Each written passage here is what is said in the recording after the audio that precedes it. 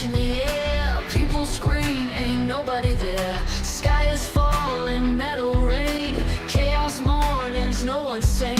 Crumbling towers, streets in flames, forgotten heroes, who knows their names. Broken futures, shattered dreams, end of times ain't what it seems.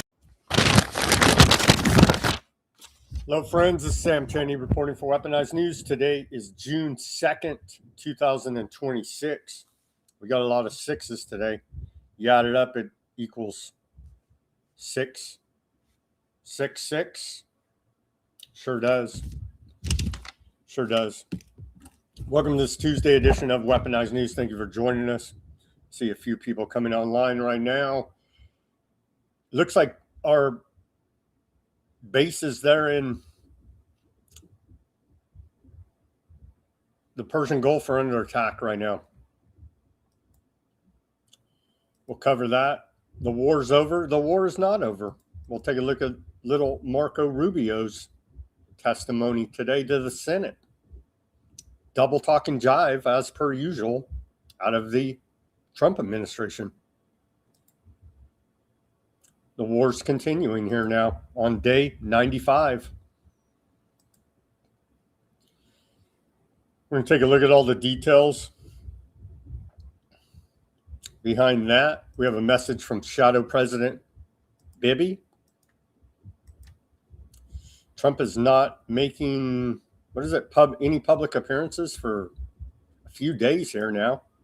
But he does go to the doctor every day. And so we're assured by Dr. Oz everything is wonderful. We have the Iran war news. Bunch of that for you today. We have public health news. We have AI technocracy news. We're going to go through the White House issued an executive order promoting advanced artificial intelligence, innovation, and security. We're going to take a look at that for you. We have a bunch of economic news, a bunch of Epstein news. What else do we got? We got geopolitical news. What is going on in Russia, Ukraine? In the last 24 hours, Russia bombed the hell out of Ukraine. Not looking good there. The massacre in Lebanon continues. Ethnic cleansing of Christians in Lebanon continues. I'm going to show you some of those reports on the genocide in Gaza continues and the horrific abuse. It seems like they sit around, they sit around an evil table just thinking up what's the most sadistic, evil torture we can do to these people. We got some of these reports, and it's like, how do you even make this stuff up? They're channeling pure evil here now, calling themselves the good guys. So quite horrific reports on that front. They're now talking about they're cooking up new tools of torture. They've now essentially attacking Palestinians with biological weapons, allowing diseases to spread intentionally. So that's a biological weapons attack essentially here now. We're going to take a look at that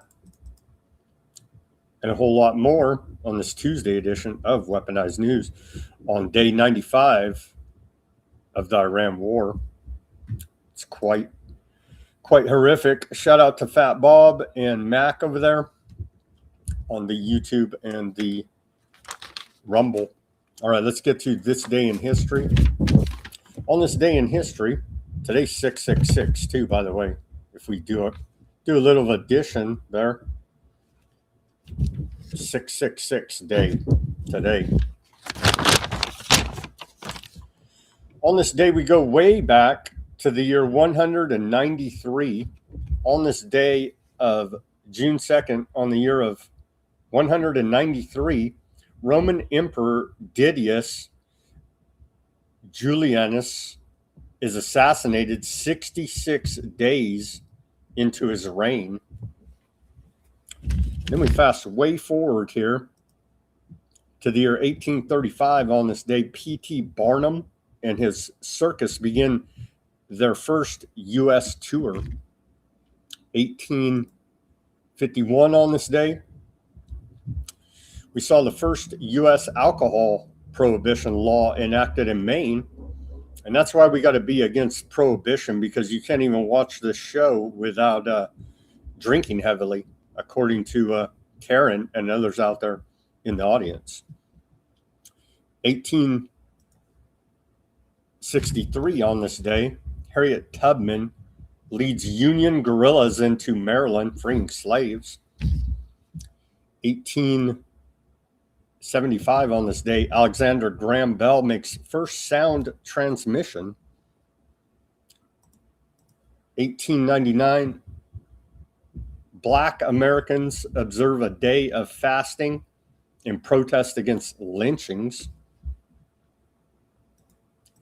1903, on this day, we saw the first patent for adrenaline, epinephrine, granted to Japanese American chemist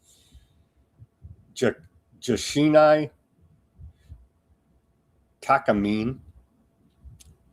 And interesting side note about that is that your epinephrine, when it is oxidized, becomes adrenochrome.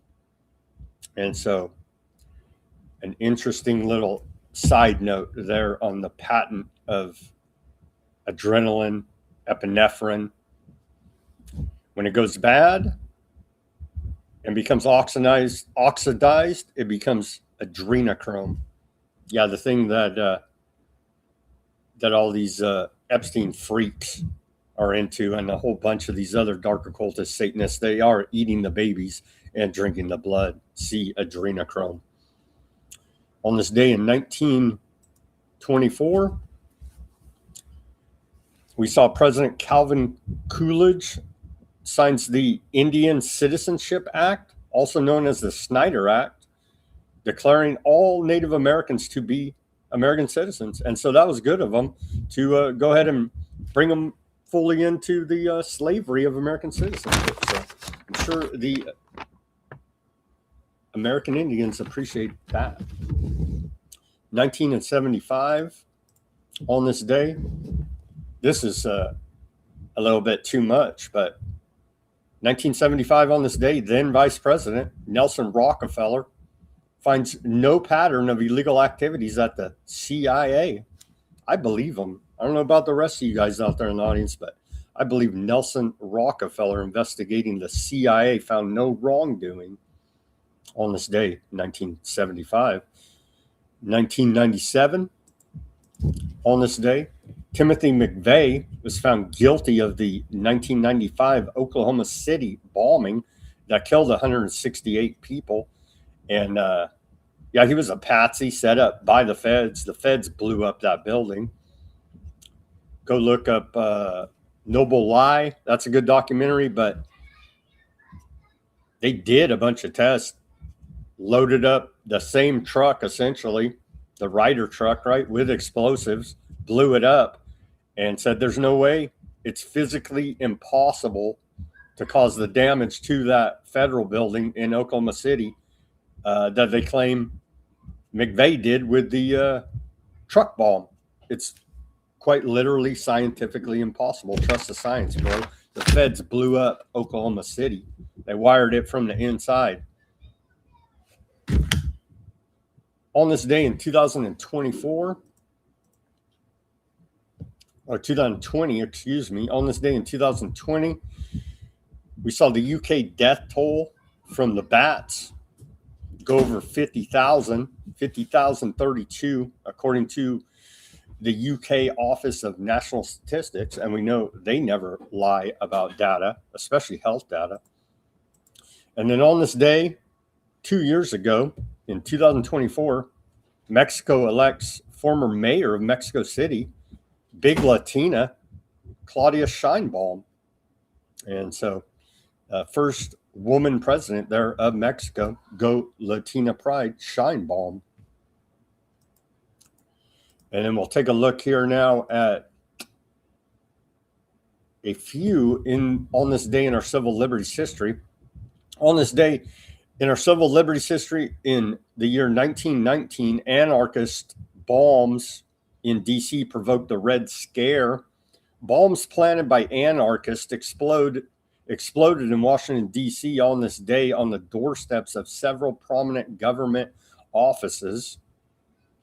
One exploded at the doorstep of the home of Attorney General A. Mitchell Palmer. Another exploded across the street at the home of Assistant Secretary of the Navy Franklin D. Roosevelt, future president of America.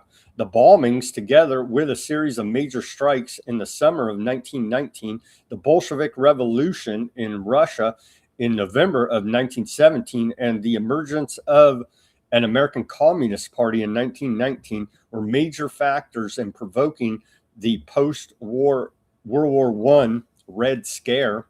In particular, the bombs convinced Attorney General Palmer that the U.S. was on the verge of a revolution, and he organized the infamous Palmer raids, which indiscriminately rounded up thousands of alleged radicals, first on November 7th, 1919, and then in larger raids that began on January 2nd, 1920. The summer of 1919 also saw a wave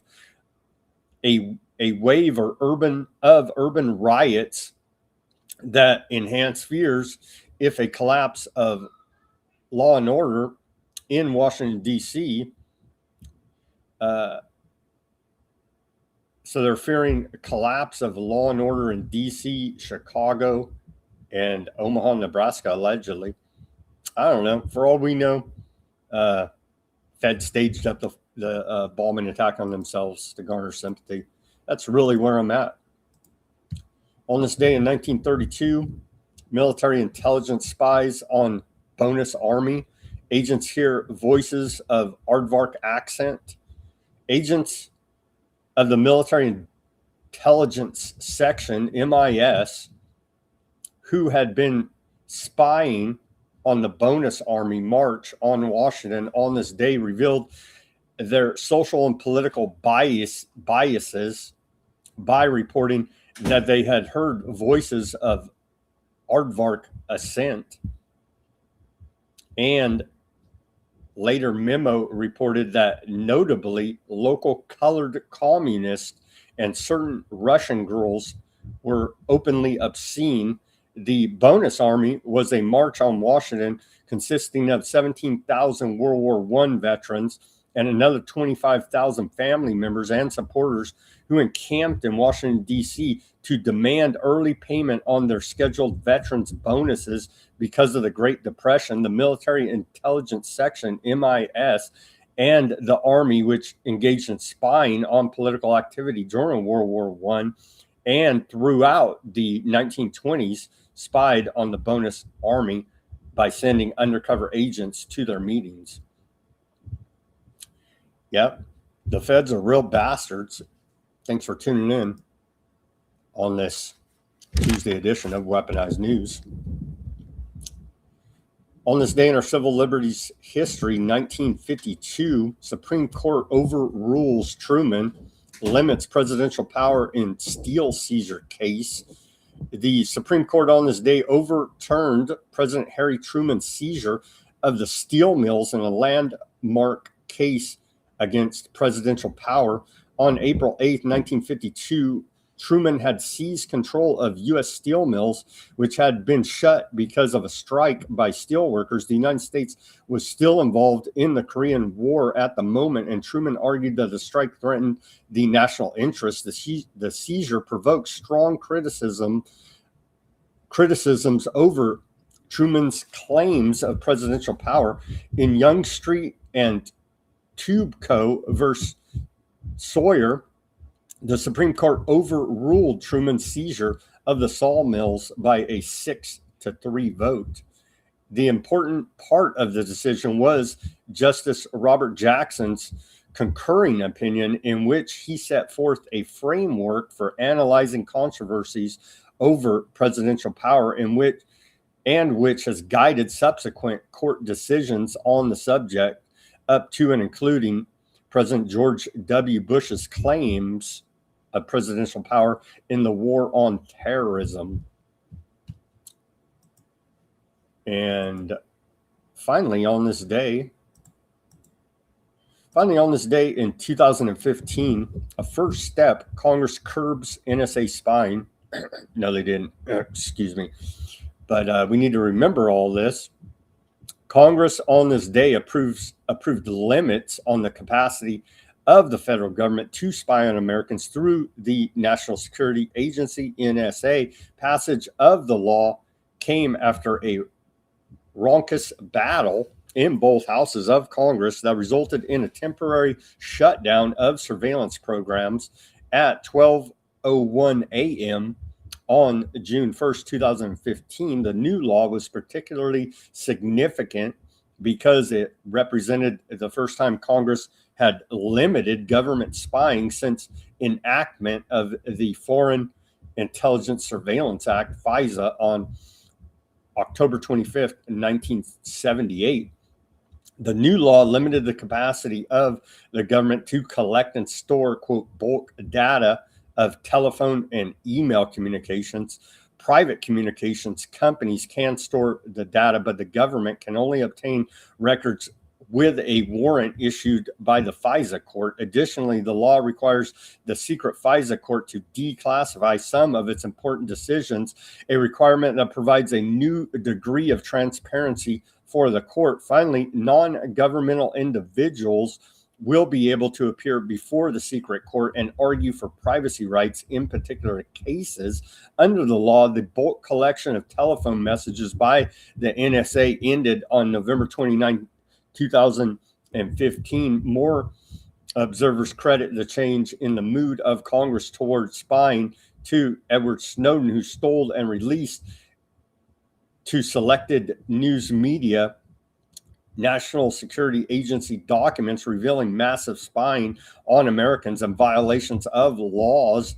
The Snowden-related revelation began on June 5th, 2015, and continued on for many months. And then we had, who was it? Clapper. Clapper admitted that we're not spying on you, bro, but we are scooping up all your metadata. And if we determine you're an individual of interest, we will put that all-seeing eye and turn the screw on you. Here's our segue to the news. Little Marco lying out both sides of his mouth and his rear end, as per usual, as we've become accustomed to out of the lying criminal Trump administration. Mr. Rubio, you keep telling us how we're winning this war. The president keeps saying, well, the war's over. Completely annihilated. The war is not over.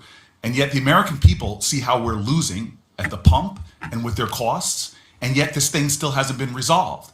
Every day he tweets out, oh, we've obliterated them, we've annihilated them, they're going to surrender. But yet we still find ourselves spending billions of dollars a week.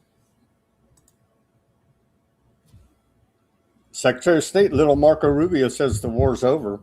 Senator Cory Booker, they're out of New Jersey, says the war's not over. Ruckus says that we have to, Wikipedia is going to tell us when the war's over. So I guess it's up to Wikipedia. Keep your eyes on Wikipedia. They'll tell us when the war's over. There's a bunch of bombings going on right now as we speak. Here's a little bit more from Marco Rubio, giving us that American pride pep talk of the global hegemon.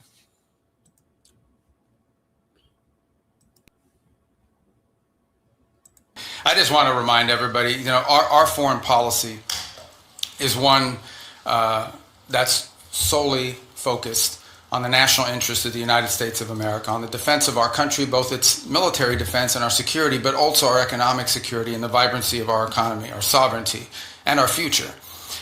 We believe that America should lead the world, and I believe that we are, and we'll have a very good story to tell about that. American leadership, however, should always be on behalf of the American interests. I say this because I think over a period of time in our foreign policy, we lost focus on that. The reality of it is that our foreign policy, first and foremost, must always be what is in the national interest of the United States of America.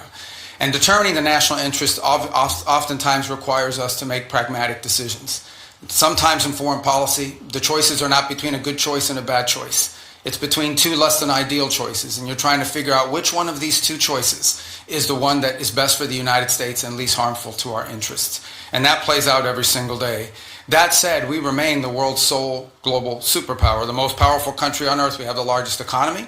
We have the most formidable and powerful military ever known to man, by the way. Our dollar remains the reserve currency of the world.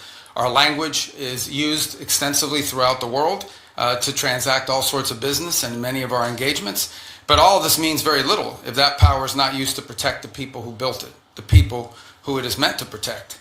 I also remind everybody the United States government is not a charity. We are not here to play social worker. We are here to win. We are here to win on behalf of the American people and on behalf of the national interest, to win for our country, to win for the people of America, to win for the things that are important for our future. And that's what we exist to do. The State Department exists to carry out the foreign policy of the United States, both in diplomacy and in aid, in a way that furthers the national interest and helps the American people. And it's guided every decision that's been made since January of 2025. I guess our foreign policy is, well, according to Secretary of War, we negotiate with bombs, right? And so our foreign policy, I guess our national interest is to starve to death and create a worldwide famine. Because that's exactly what's happening here now, isn't it? Over there on the YouTube, not a bot. What projection is that map? It is not a projection. It is a real background here.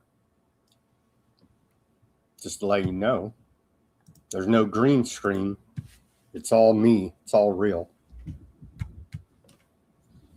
So we got a new top spy chief today. Got a new top spy chief as Rogue, Tulsi Gabbard, Rogue from X-Men woman. She's out, right? And now we got a new guy. I don't know how this guy is qualified, but he's friends with Howard Lutnick, so I guess that's good enough. Here's Trump's post about it. I'm appointing the director of the Federal Housing Finance Agency and chairman of Fannie Mae and Freddie Mac, William J. Plute, to serve as acting director of national intelligence. Huh? Yeah. So that's kind of an odd choice. Top spy now is this. What are they going to do to the housing market now?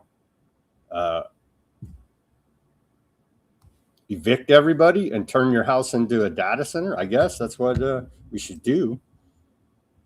And then Howard Lutnick posts this. Bill Plute, is that how you pronounce Plute?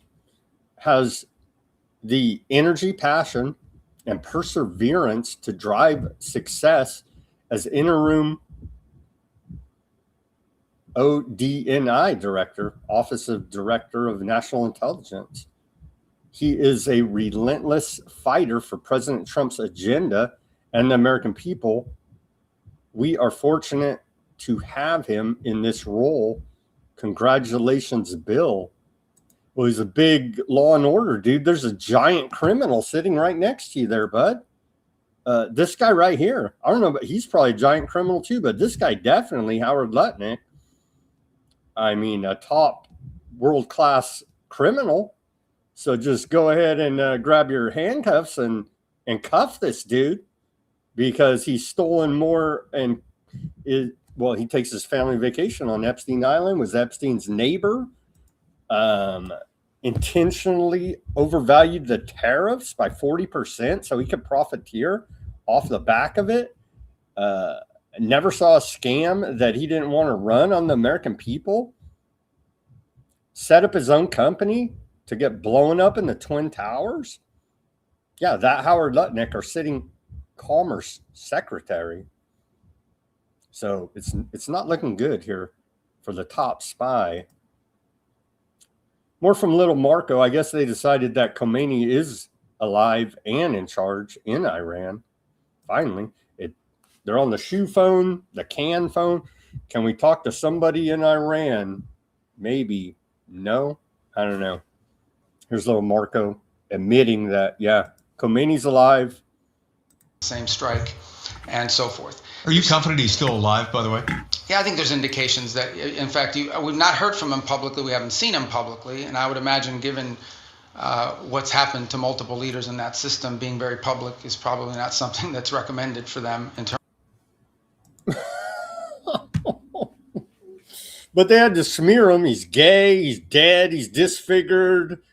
All this nonsense. Oh, yeah, by the way, Khomeini's still in charge of Iran. Good job. Good job, guys. We won the war 95 times here. Strait of Hormuz is shut down, essentially. They're bombing our bases next to their country right now. Khomeini's still in charge of Iran. So we're winning the war, bro. What is Denver says Stargate project balloons to 70 billion plus. Talking about the Michigan data center. Yeah, it's all for our own health and safety, Denver. Here's a little Marco on Operation Epstein Fury. Excuse me, Epic Fury. Chose to act to deny them that point of immunity. Operation Epic Fury, some of you didn't like it, some of you did, was highly successful in achieving its military objectives, which is dramatically reducing the defense industrial base of Iran, the ability to build these missiles and to build these drones, especially the missiles program, substantially degraded. A substantial percentage, and I'll leave the exact numbers to the Department of War because I'm not a general and I'm not here to. There's a bunch of reports that say that's not true. U.S. Central Command disables non-compliant vessel in the Arabian Gulf. They put out this message earlier today, so glad we're making good use of U.S. Central Command. They say U.S. forces disabled an unladen oil tanker that was attempting to sail toward an Iranian port on the Arabian Gulf earlier today. U.S. Central Command enforced blockade measures against Botswana flagged MT Lexi as it transited international waters toward Crag Island. The ship's crew ignored repeated warnings, failing to comply with directions from the U.S. forces multiple times over a 24-hour period. A U.S. aircraft ultimately disabled the vessel by firing a Hellfire missile into the ship's engine room, preventing the tanker from reaching Iran. CENTCOM began implementing the blockade of all maritime traffic entering and exiting Iranian ports April 13th. U.S. forces have disabled 6 commercial vessels and redirected 122 as the ceasefire with Iran continues. They say there's no ceasefire, bro.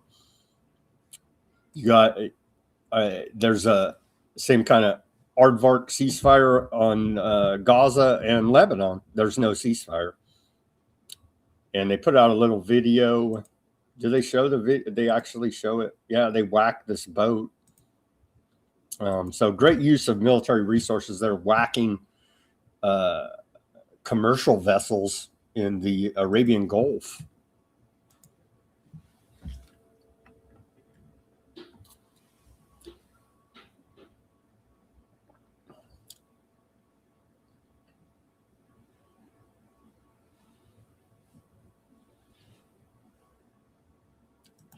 So there you go, doing their constitutional duties there. And this just kicked off like an hour ago. It's being widely reported. Iran's IRGC said the era of hit and run is over. Any new foolishness will be met with seismic, crushing, and decisive response that goes beyond established rules and boundaries. We will not hesitate to turn all aggressors' headquarters and interests in the region into ashes. Iran simultaneously carried out attacks on our bases in Bahrain, Kuwait, and Iraq. This is a couple hours ago. Not good. And there's reports that our missile defense systems have failed as well in a few of these attacks. There's just reports coming in now, so we have to wait. We have to wait and verify all this, as it's a fluid situation, as they say. But it's ongoing, and it appears to be kicking off hot and heavy now again. Trump says it's fake news, so it must be, right? He says fake news reports that the Islamic Republic of Iran and the U.S. stopped speaking a few days ago are false and erroneous. Iran said that, so they're talking to somebody on a shoe phone. Maybe Barron, Jared Kushner.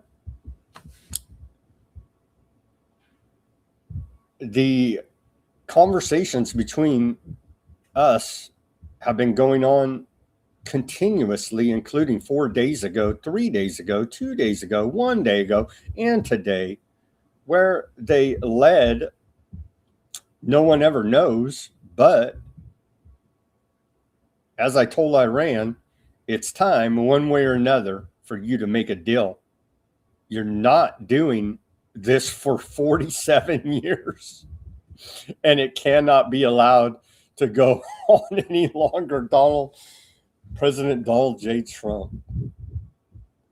Who's he even talking to? Like, are they running off? It feels like they're running ops on Trump, and he's literally talking to freaking Kushner on a shoe phone. Like, what is going on? Iran put out a bunch of statements reported on yesterday through their official state media saying there is no communications going on with Trump or DC.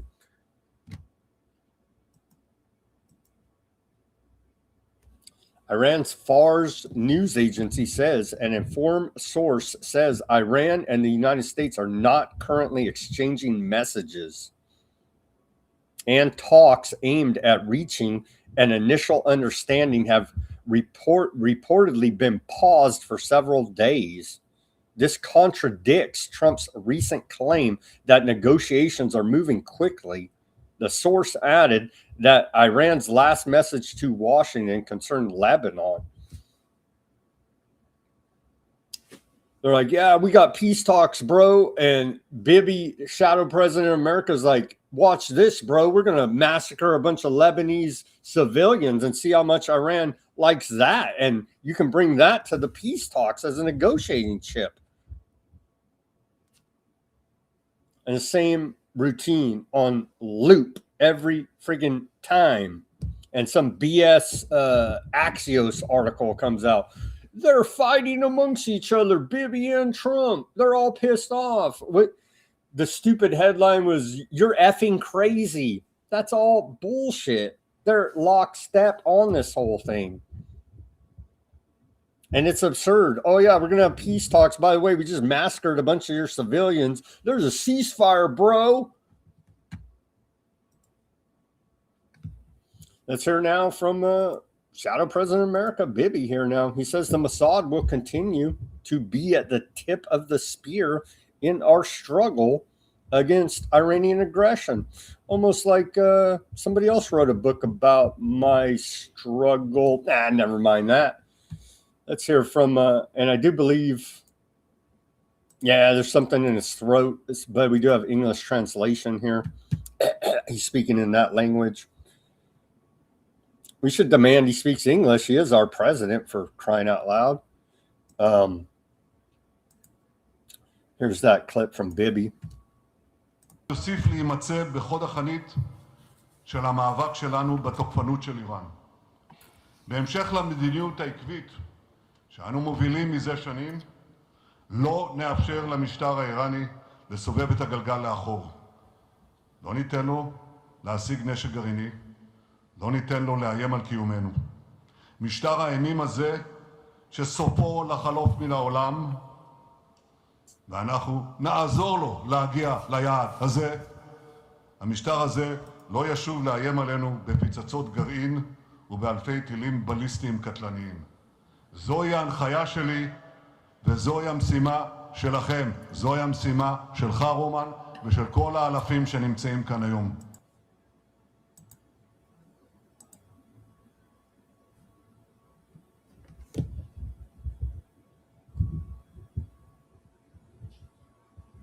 This is my directive, and this is your mission, Roman.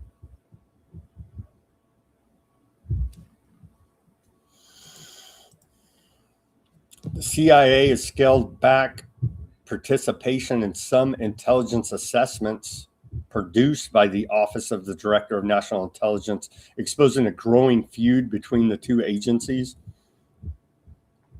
The dispute centers on a task force created by Tulsi Gabbard in last year.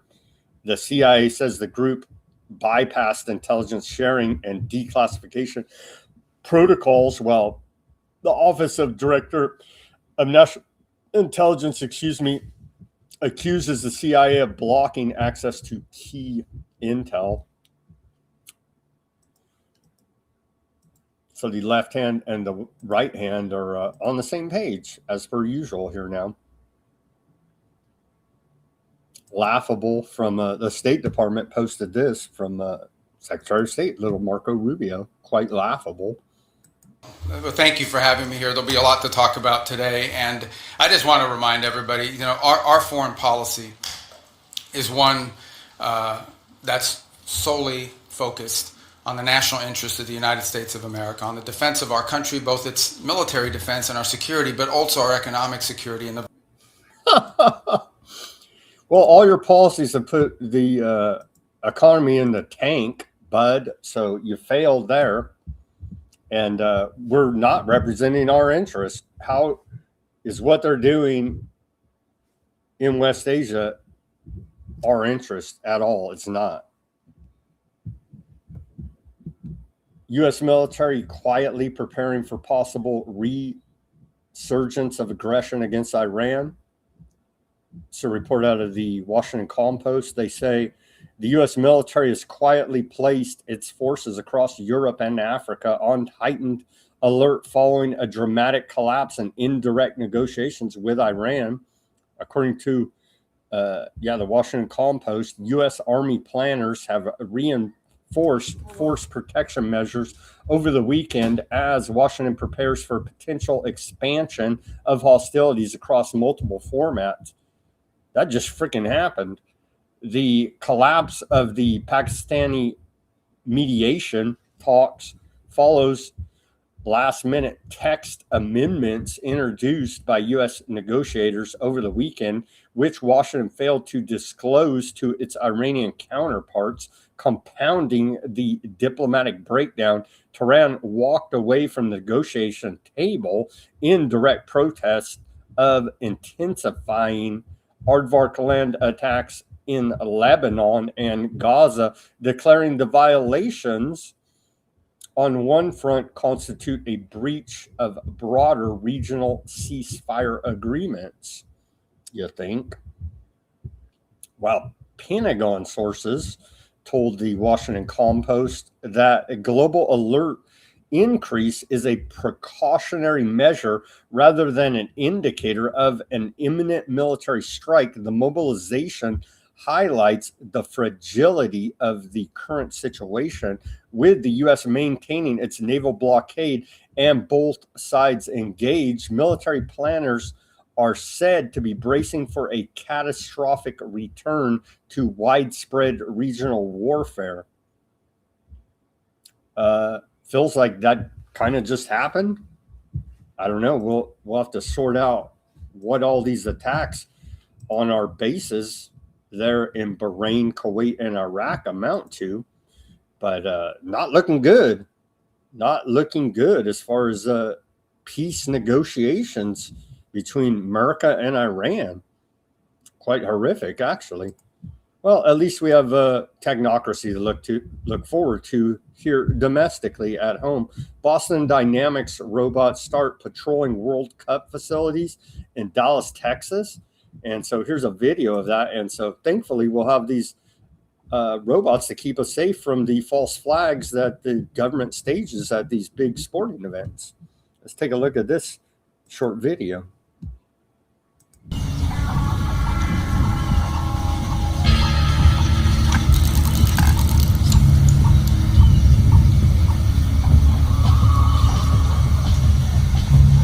And so that's exciting security at FIFA World Cup, a perfect excuse to hate soccer because they're rolling out the technocracy for our own safety. It's wonderful. Hackers took over high-profile Instagram accounts, including the Obama White House account, a Space Force General account, by simply asking Meta's AI support chatbot to change the email address on the target accounts. The bot complied. Meta had rolled out AI support with account recovery powers to all users in March, billing it as solutions, not just suggestions. That's a report out of 404 Media. Wow. See, they're always helping. Ivanka Trump announces that she and her husband are trying to talk to Trump using a shoe phone. No. Ivanka Trump announces that she and her husband, Jared Kushner, are building a massive off-grid private island in the middle of the Mediterranean. The island spans 1,400 hectares and currently has no power. They will be working with some of the world's greatest living architects to bring the vision to life. It's massive in scale. Let's hear her brag about her gazillion-dollar island. I'm working on an incredible project with my husband in the Mediterranean. It's massive in scale. I think that's an understatement. Can you explain? Yes, it is. There's no power on this island. You're building everything from scratch. Correct. Well, it's an unbelievable, beautiful 1,400 hectare private island in the middle of the Mediterranean. We were on a friend's boat and we stopped for a swim. Effectively, that's how we found it. We swam to the islands. We went on a hike barefoot all the way up to the top, and we were just captivated. And it stayed with us ever since. And over the course of many years, we developed the opportunity to help realize its potential and transform it, but with a lot of restraint and care, because the land is so beautiful that really the architecture has to be fully integrated into it, almost rise from it. You know, it's not even a business for me, despite the scale of it. We not only the island, but we have 5 miles of beachfront directly across from the island, this beautiful peninsula with a lagoon on one side, the ocean on the other. I can't take it. These people are just full of shit. Massive protests across Albania after the information that Jared Kushner and Ivanka Trump are taking over protected Albanian land in a $1.4 billion project to build luxury resorts and an aardvark land-linked development. Little Marco Rubio warns Americans to prepare now for a future where artificial intelligence rapidly replaces millions of jobs, forcing workers to learn new skills or risk being left behind. Can we just have an AI Secretary of State already?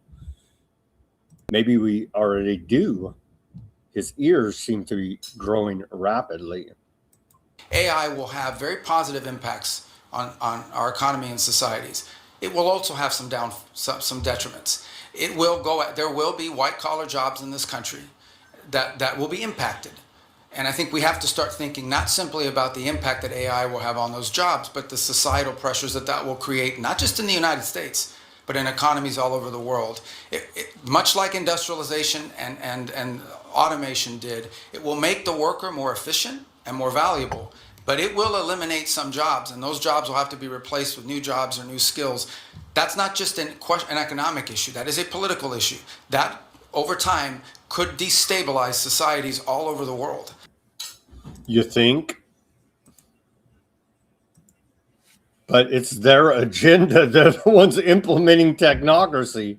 Thanks for the warning, bro.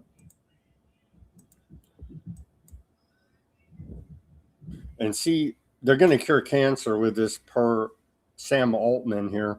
So we should just get run over by data centers and AI, because are you against them curing cancer? It's easy to throw around these numbers. 1 gigawatt, hard to conceptualize that. This many tens of billions of dollars sounds like a big number. Hard to conceptualize that too. This could very well turn into the site where cancer gets cured. This could turn into the site where hundreds of millions of students. Oh, man, they're so full of shit. Trump signs AI executive order asking companies to give government early access to models. And so that is your technocracy. That is your corporate fascist government. Anthropic posted about the executive order. We'll go over here in a second. This executive order is an important step in strengthening America's leadership in AI. We look forward to collaborating with the White House to support its implementation. Remember, there's a big falling out. We reported on this with the Department of War and Anthropic. It seems like they paved that over because they've seen the light or dollar signs where they were saying, yeah, we're not going to take the guardrails off and give you guys full access to autonomous weaponized systems using our AI. It seems like that's kind of faded now back into the background. And they're looking forward to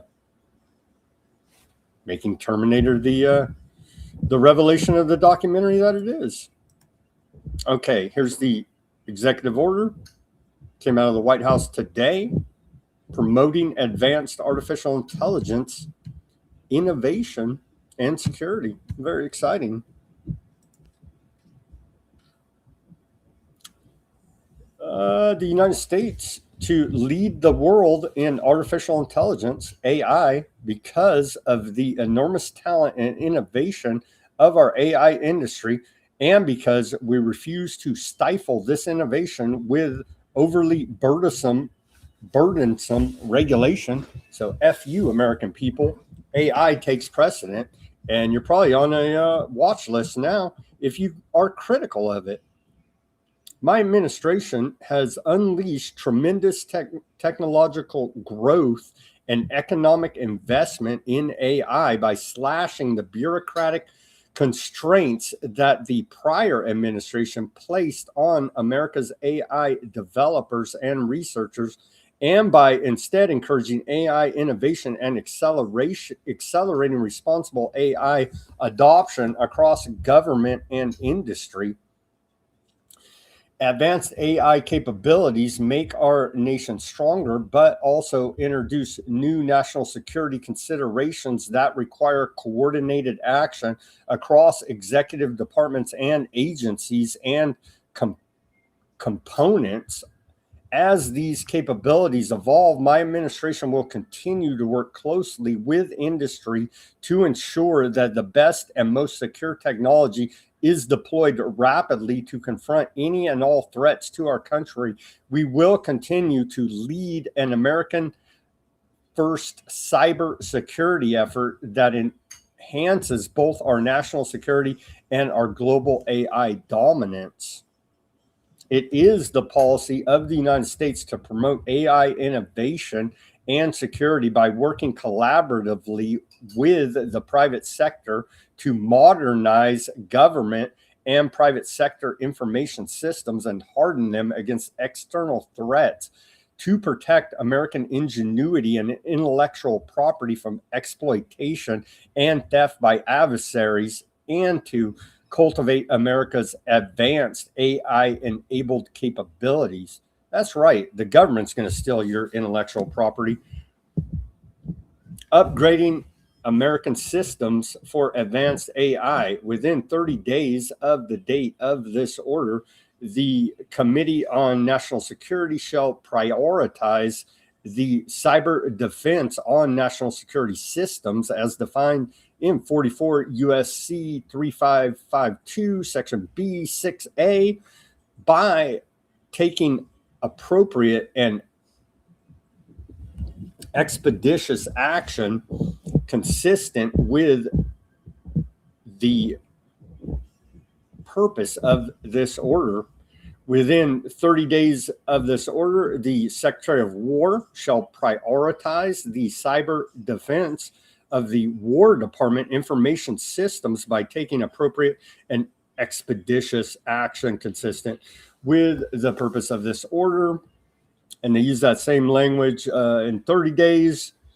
In 30 days of this order, the Secretary of Homeland Security, through the Director of Cybersecurity and Infrastructure Security Agency, CISA, in consultation with the Director of the Office of Management and Budget and Assistant to the President for National Security Affairs and National Cyber Director, shall release binding operational directives and other guidance as appropriate to expedite and prioritize the cyber defense of civilian federal government information systems in order to protect our nation's vital functions, establish or expand federal programs and cybersecurity services that enhance AI-enabled defensive tools and facilitate access to cybersecurity tools and services, including, where appropriate, covered frontier models for agencies, state and local authorities, and operators of critical infrastructure such as rural hospitals, community banks, and local utilities.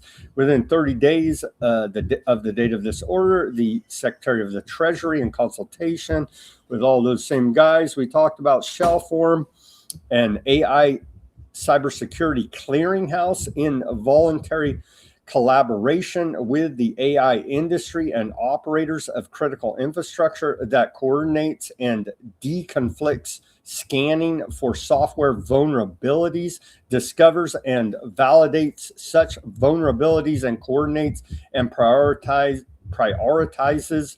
remediation and distribution of vulnerability patches. Within 30 days of this order, the Director of OMB, in coordination with the National Cyber Director and Director of CISA, shall determine whether any federal grant programs have available and relevant funding that can be directed toward applicants developing advanced AI vulnerability detection.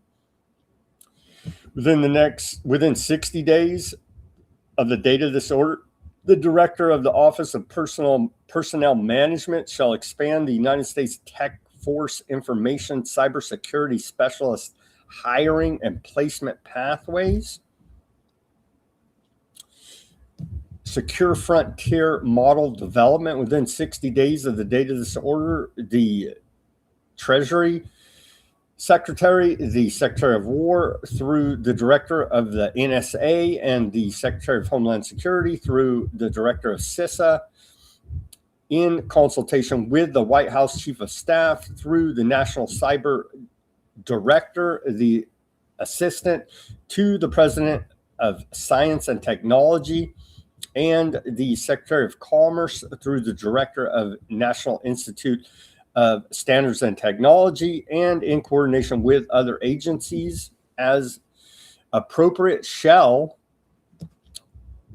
develop and maintain a classified benchmarking process to assess the advanced cyber capabilities of AI models and determine the threshold at which an AI model should be designated as a, quote, covered frontier model for purposes of this order, sharing such assessments with AI developers and researchers as appropriate. Such a determination shall be made by the Director of NSA in consultation with the National Cyber Director and APST, the Director of CISA, and other representatives of the Department of War as appropriate. Design and voluntary framework with AI developers, through which developers would be able to engage the federal government to determine whether models under development meet the designation of covered frontier models, provide the federal government with access to covered frontier models subject to appropriate confidentiality, cybersecurity, insider risk, and intellectual property protection, use, and non-disclosure requirements for a period of up to 30 days. They plan to release such models to other trusted partners. They just put the clamps on all this AI. You understand what they're doing here now has to run through the federal government for our own safety, obviously, because this is our corporate fascist government, i.e. technocracy, i.e. the greater North America, i.e. our section of one world government. Collaboration with the federal government to select trusted partners that will have early access to covered frontier models to promote secure innovation and strengthen the cybersecurity of critical infrastructure. Nothing in this section shall be construed to authorize the creation of a mandatory governmental licensing, pre-clearance, or permitting requirement for development, publication, release, or distribution of new AI models, including frontier models. Wink, wink. The Attorney General shall prioritize the enforcement of 18 U.S.C. 1028, 18 U.S.C. 1030, 18 U.S.C. 1343, and all other applicable federal criminal laws against anyone who utilizes AI to illegally access or damage a computer without authorization, or who utilizes AI while engaging in such illegal access to further any other crime. This includes breaching any public or private information technology system, or employing AI agents to unlawfully access data or information that is subsequently used for criminal or unlawful purposes. Maybe they want to let Meta AI chatbot know don't change email addresses and give hackers access to people's accounts. I don't know. Just saying, throwing that out there as an idea for them. Trying to do my part for the cause of technocracy here now. Continuing, nothing in this order shall be construed to impair or otherwise affect. I guess we'll read this last part. The authority granted by a law to an executive department or agency or head thereof, or the functions of the director of the Office of Management and Budget relating to budgetary, administrative, or legislative proposals. This order shall be implemented consistent with applicable law and subject to the availability of appropriations. This order is not intended to and does not create any right or benefit, substantive or procedural enforcement at law or in equity by any party against the United States, its departments, agencies, or entities, its officers, employees, or agents, or any other person. The cost of publication of this order shall be borne by the Department of War. Donald J. Trump, the White House today. And so, they're putting AI underneath the Department of War. They're now fully weaponizing AI for our own good, of course. A call from DARPA here now. Everybody's favorite DARPA. DARPA's asking for some help here now. With AI Forge, we're calling on universities to bring their boldest thinking and most original ideas to solve AI research challenges for national security. And so solve critical AI challenges for national security. There you go. It's all being weaponized right now underneath DARPA and the Department of War. To start universities interested in submitting their capabilities can do so through the AI Forge RFI. And here it is right here. You too can work with DARPA and the United States National Science Foundation.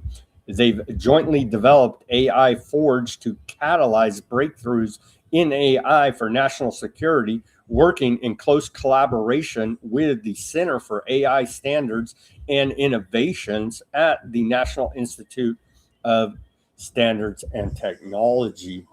And it goes on here, you can apply to do your part for the weaponization of AI and claim it's under national security. So it's awesome, bro. And with that, let's take our live commercial break. Give me that like, share, subscribe, push that notification button. We went through the dry, boring stuff, but it is important to put all this on record and in context and know what they're saying when they're coming down with, hey, guess what, bro? We just put AI under the Department of War. It's fully weaponized now. It's for your national security. Give me that like, share, subscribe, push that notification button. Everybody go to weaponizednews.com/shop. Get yourself a Pride Month sticker here now. You can see on the holograph sticker all the colors of the rainbow there. If you're not into Pride Month, you can get a white background sticker there or a clear sticker, weaponizednews.com/shop. We got 3 stickers over there. We have baseball caps, t-shirts, coffee mugs, all kind of gear. Go check out the store. The link's in the description below this video. weaponizednews.com/shop. Help support independent reporting and analysis, brought to you 5 days a week, broadcasting live 5 p.m. Pacific, 8 Eastern time, weaponizednews.com/shop. Give us a donation if you like. If you don't want to patron the store, we take donations. Buy me a coffee, Bitcoin wallet address, Cash App. There's a secure PayPal link right on the front of weaponizednews.com. All those links are in the description below this video. Become a paid subscriber of Weaponized News Substack channel. We give everything away free, nothing behind a paywall, as many others out there do, which I understand, but we're not going to do that yet. Right now, everything's free. You can become a paid subscriber and show your support for our efforts to bring you independent reporting and analysis. Become a paid subscriber at Weaponized News Substack channel. We give you the full show there, a summary of the show, and links to almost everything we talk about for documentation and further research purposes at Weaponized News Substack. The link's in the description below this video. Any which way you choose to support us is truly appreciated. Thank you to the patrons to the store, the donors to our efforts here, the subscribers, and especially special thanks to the paid subscribers. Give me that like, share, subscribe, push that notification button on your social media apps. All that's free for you. Thank you for joining us on this Tuesday edition of Weaponized News, as significant developments are happening with the Iran war. As we're on the air right now, our bases are under attack, and the White House has announced putting AI innovation under the Department of War. Things are escalating at a rapid pace. Welcome back to the second half of Weaponized News on this June 2nd, 2026 edition. If we add up our numbers here, we get 666 on today. On to public health news now. The Detroit FBI office says 2 researchers with the National Institutes of Health were charged with conspiracy to smuggle monkeypox into the United States and giving false statements to federal law enforcement. The federal complaint alleges that the researchers told Customs and Border Protection their case contained diagnostic and testing equipment. However, an investigation by the Border Patrol and FBI agents uncovered 113 vials, 18 of which had been verified to be containing monkeypox.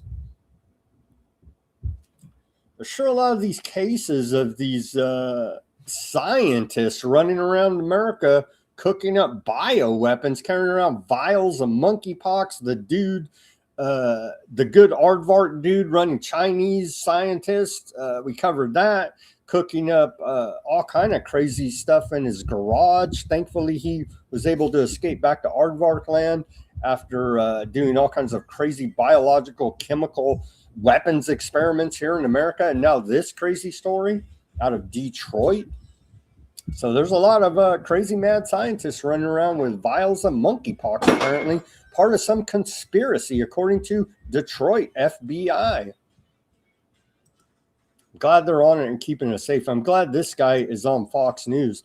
Don't you worry about weaponized ticks, any of that, because Pfizer's coming out with a Lyme disease miracle here, and they're selling it on Fox News as safe and effective. So let's take a look at this clip. So is this vaccine available now? This vaccine is not available now. It should be available in a few months. I have a feeling with Spotlight, they may fast track it. It's a completely safe vaccine based on older technology. It's not something that we don't know about. It's using proteins and basically peptides to target the Lyme, part of the proteins on the Lyme Borrelia, it's called, the bacteria itself. Very, very, very promising. It's going to be useful. Last time we had a Lyme vaccine, nobody took it. This vaccine is safe, effective. I think we're going to get. Well, the shill doctor on Fox News says safe and effective. That's good enough for me. What are they saying in the chat? Jimmy on the YouTube says, isn't that how 28 days later? So probably something like that. So reporter, they did launch as well today the great healthcare plan out of the White House, and Dr. Oz, TV doctor, was out there selling it today. Dr. Oz said that, he was asked when he was selling the Great American Health Plan, he was asked by a reporter, if President Trump is in such perfect health, why does he keep going back in for checkups? Dr. Oz says, I think he likes the results. He does really well. He aces the test every single day. What?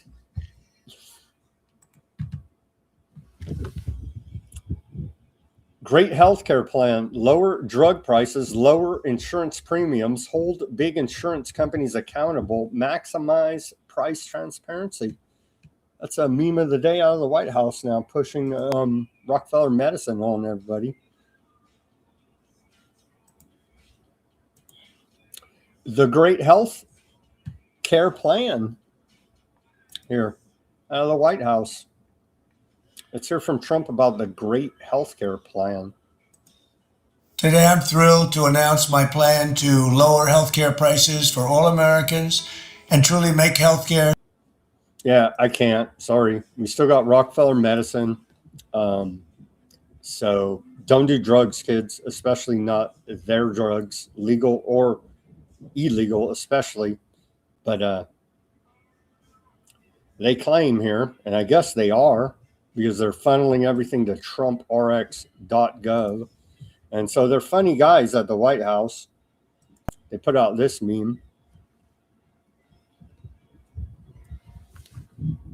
CMS Administrator Dr. Oz briefs the press. And they tried to make it look like it's the White House, Dr. Oz, because he's a TV doctor, because all these guys are actors.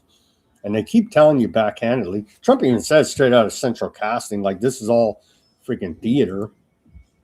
But trust them, bro. We need to restore trust in public health because they did such a great job during the bad times. Dr. Oz said, on the disaster known as Obamacare, I do agree with him on that. We believe that 35% roughly of the people that are using Obamacare exchanges may not be legit. And that actual numbers may translate to 5 to 6 million people we could be paying premiums for. They're fake Obamacare health insurance exchanges set up out there that they're running giant scams, stealing a bunch of money. Who could have seen that coming? But hell, I used to get fined. At least they rolled that back. That was a good thing. I got fined for years by the federal government for not having friggin' health insurance because of Obamacare. Now it's passed on to the state, but they let you check some boxes and be okay. But I paid a few years, couple $100 for the privilege of not being part of their corrupt system. I mean, these are some wicked devils. Let me tell you. I'm sure everybody knows per the VAT times. So bragging about how great trumprx.gov is, 160 new drugs have been added Hundreds of millions of dollars saved for American patients. How about this idea? Don't do drugs, kids, especially if they're legal drugs here now. But so Dr. Oz is bragging that up. Here's I won't play the clip, but here's they put out the little meme there. You can see, wow, you guys are doing great. 160 new drugs are being added to TrumpRx.gov. So we whack a bunch of these narco traffickers, kidnap their presidents, all this routine as we continue to see here now to create a monopoly in the drug market for TrumpRx.gov because it's all a giant racketeering operation under Rockefeller Medicine. You see, TrumpRx, by the numbers, 12 million visitors, $500 million saved, and millions of Americans empowered, the White House is claiming. Well, Dr. Oz, via the White House, is claiming save money at TrumpRx.gov.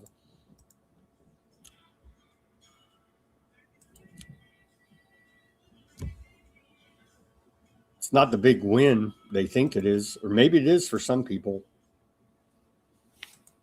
Maybe it is here now. Dr. Oz announces eligible beneficiaries on Medicare will be allowed to obtain GLP products for a drastic price decrease of $50 a month. Oh, Zimbic, you can't afford groceries? Don't worry, the federal government has you covered. Get on synthetic Gila monster venom. Become a junkie strung out on that. God only knows what the long-term side effects are because we haven't even tested it long-term, but who cares? You can't afford groceries? Get on Ozempic. You can get it discounted at TrumpRx.gov. See, federal health authorities are looking out for us. Continuing here on to the Epstein Files reporting now. Epstein Files fight widens as Democrats seek testimony from Kash Patel. I can't look at you straight. Won the gold medal for Epstein File cover-ups. Kash Patel and Todd Blanche. So they keep playing this game. They're not getting much out of these guys. They've already said there's nothing to see here. It's a Democrat hoax. There's no co-conspirators because we all gave them sweetheart plea deals. So Democrats at the House Oversight Committee are looking to go ahead and create some more political theater, apparently, by one more time of Kash Patel and Todd Blanche. I think we already know their position, but what the hell? Let's run them back one more time. Epstein update here now at a Newsweek, a list of 14 subpoenas to be issued in New Mexico. Let's go to a local news report out of New Mexico here now, out of KOAT Channel 7, New Mexico, regarding these subpoenas and the Truth Commission there in New Mexico. Today, our lawmakers and their Truth Commission holding their first public meeting as they investigate Jeffrey Epstein's ties to New Mexico. Leah Chavez joins us live from the Roundhouse, where that group took an unprecedented step. Yeah, Doug, that's right. The Truth Commission announced it is issuing 14 subpoenas to various institutions demanding records connected to New Mexico. This is the first time that a legislative body in our state has ever issued subpoenas, the chair says. Here's a list of who is being served. The list includes Jeffrey Epstein's estate, the FBI, the DOJ, and the Federal Aviation Administration, among others. Today, lawmakers also heard emotional testimony from survivors and their families. They say they've spent decades waiting for justice and are demanding answers now. I always want to remind others that these are lives.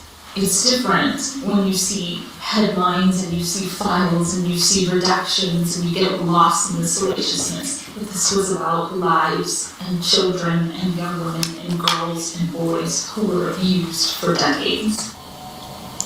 That was the sister-in-law of Virginia Roberts Giuffre, whose family says she was trafficked to extremely wealthy men here in New Mexico at Zorro Ranch. And Doug, we're told those subpoenas could start being made public by the end of the week, and that the commission here is pushing to meet its end of the year deadline. Reporting in Santa Fe, Aaliyah Travis, KUAT Action 7. I don't know what they're complaining about. Ivanka and Jared are getting that big old private island. So I don't know what these Epstein victims are complaining about. It continues now. Report out of Daily Beast. They're kind of a rag, right? They really, yeah. They say Melania named in bombshell new Epstein claims. Allegations by a former Brazilian model contradict the First Lady's claims. And so they're running this campaign again, saying that, former Brazilian model Amanda Ungaro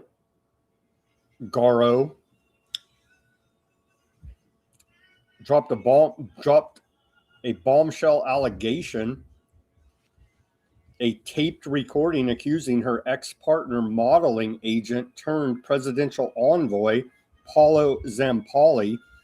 We reported on him a lot, accusing him of lying about introducing Melania to Donald Trump at a party in 1998. I think we've established that they were introduced at that Kit Kat party, if memory serves me, put on there by Zampoli, now an envoy in the Trump administration. So I think that's pretty much been established, even though they're trying to act like that's not a thing.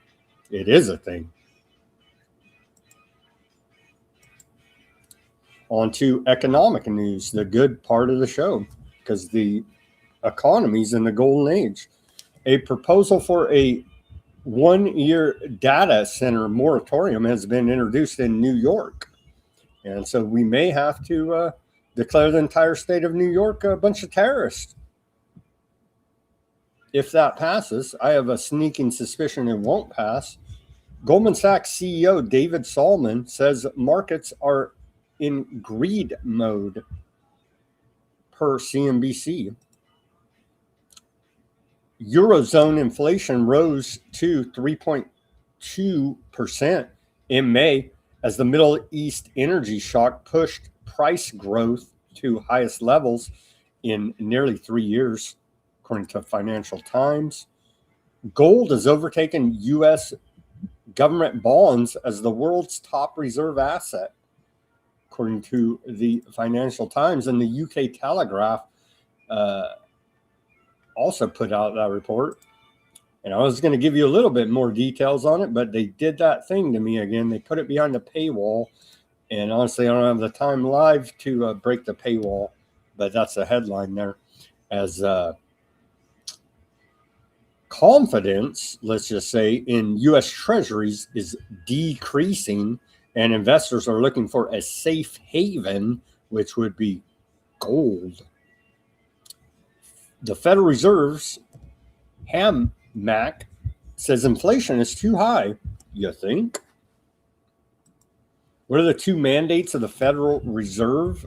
Maintain price stability and steady employment, essentially, here now. And they failed at both.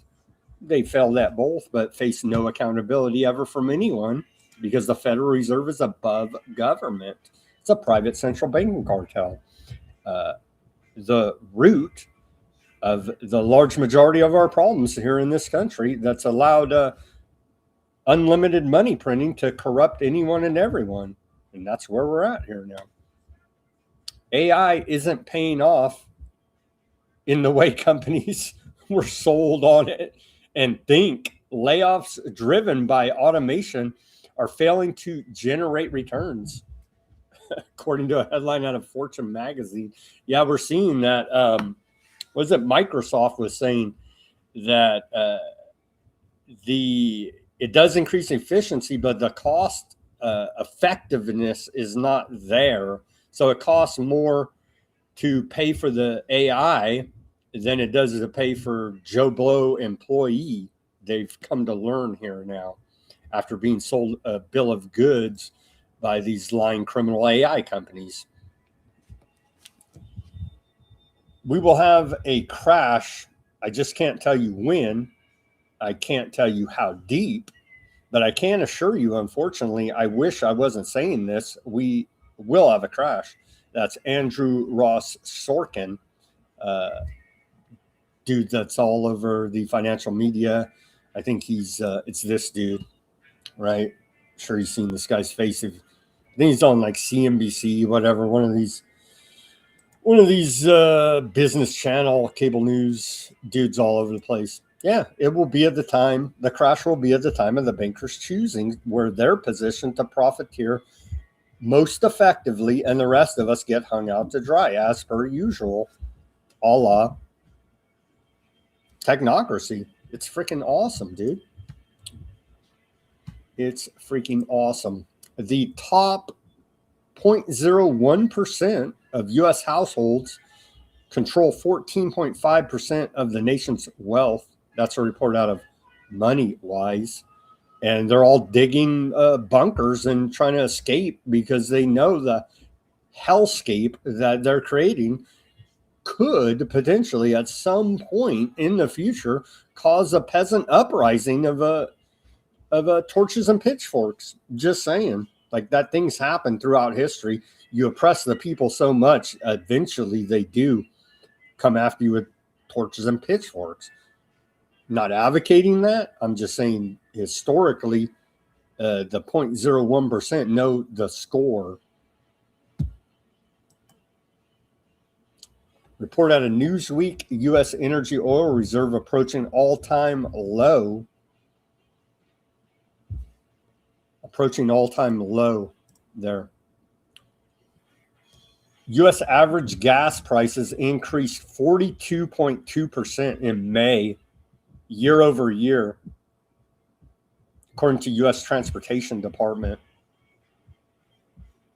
So the golden age is 42% increase in your fuel price from last year.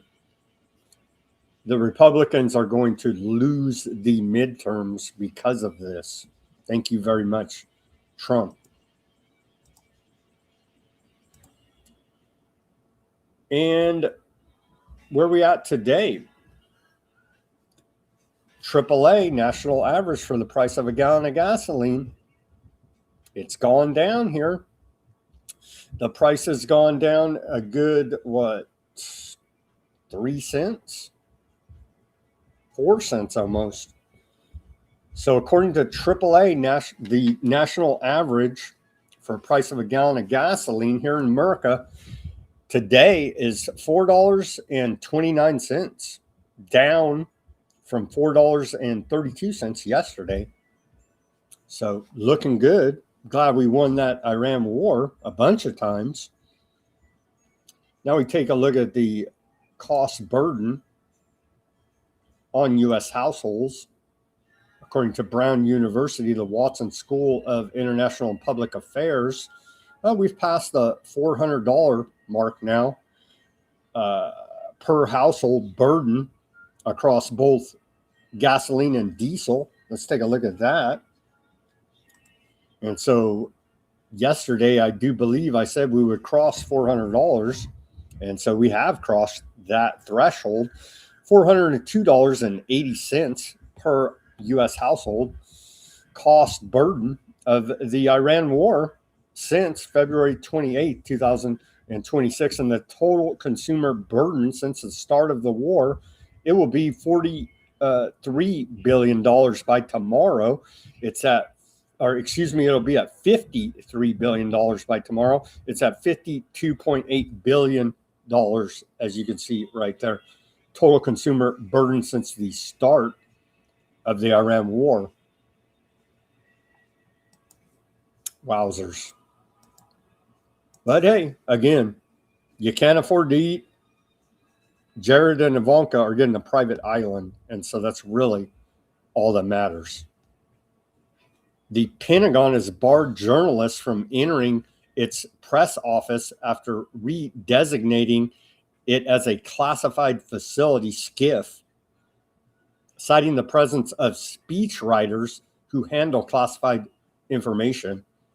That's a report out of the Washington Column Post. And so, yeah, the lies are catching up, and that we won the war every day. You might have some pesky reporter ask a question that exposes all your propaganda and lies. So you're banned due to national security, and it's a classified facility now because the Trump administration is the most transparent in history, we've been told. Sadly, here now reporting a dead American and dead Englishman. Tragically enough, a U.S. Army soldier and British Army soldier both died during a military training incident at Erbil Air Base in Iraq yesterday, or 2 days ago, May 31st. And we see those announcements out of the Ministry of Defense UK and the Department of War. So they weren't whacked by, I don't know, a militia, by Iran. It was a training accident, they tell us. And again, I do believe they're under-reporting dead U.S. soldiers here now. But another one there, tragically enough, died May 31st in Iraq. Retribution is inevitable, Russia says. Russia, again, all pissed off about whacking that school in response to Ukraine's attack on vocational school in Staroblesk. Russia strikes 10 military objects in Kiev. Russia's Ministry of Defense has announced more factories, air bases, and oil infrastructure all across Ukraine were damaged by Russia's massive retaliatory attack in response to that vocational school whacking by Ukraine, NATO, America.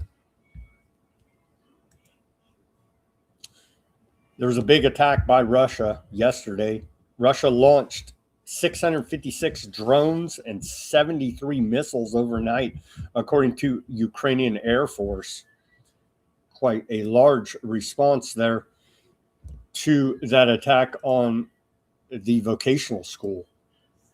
Russia's overnight attack hit multiple Ukrainian cities. Kiev was hit hardest with 4 killed and 58 injured, including a strike on a residential apartment building. Dnipro, 6 were killed, 36 injured. Zaporozhye region, 3 injured amid heavy attacks on dozens of settlements. The Kharkov region, 8 reported injuries there. Explosions were reported in all of those regions. So there's a little map of it. Russia bombed the hell out of Ukraine in the last 24 hours there now. As you can see on that map, no reports, I'm not seeing reports of any hypersonic missiles used. Kiev hammered by, here's some video, and you could see some video of these of the Russians whacking Ukraine.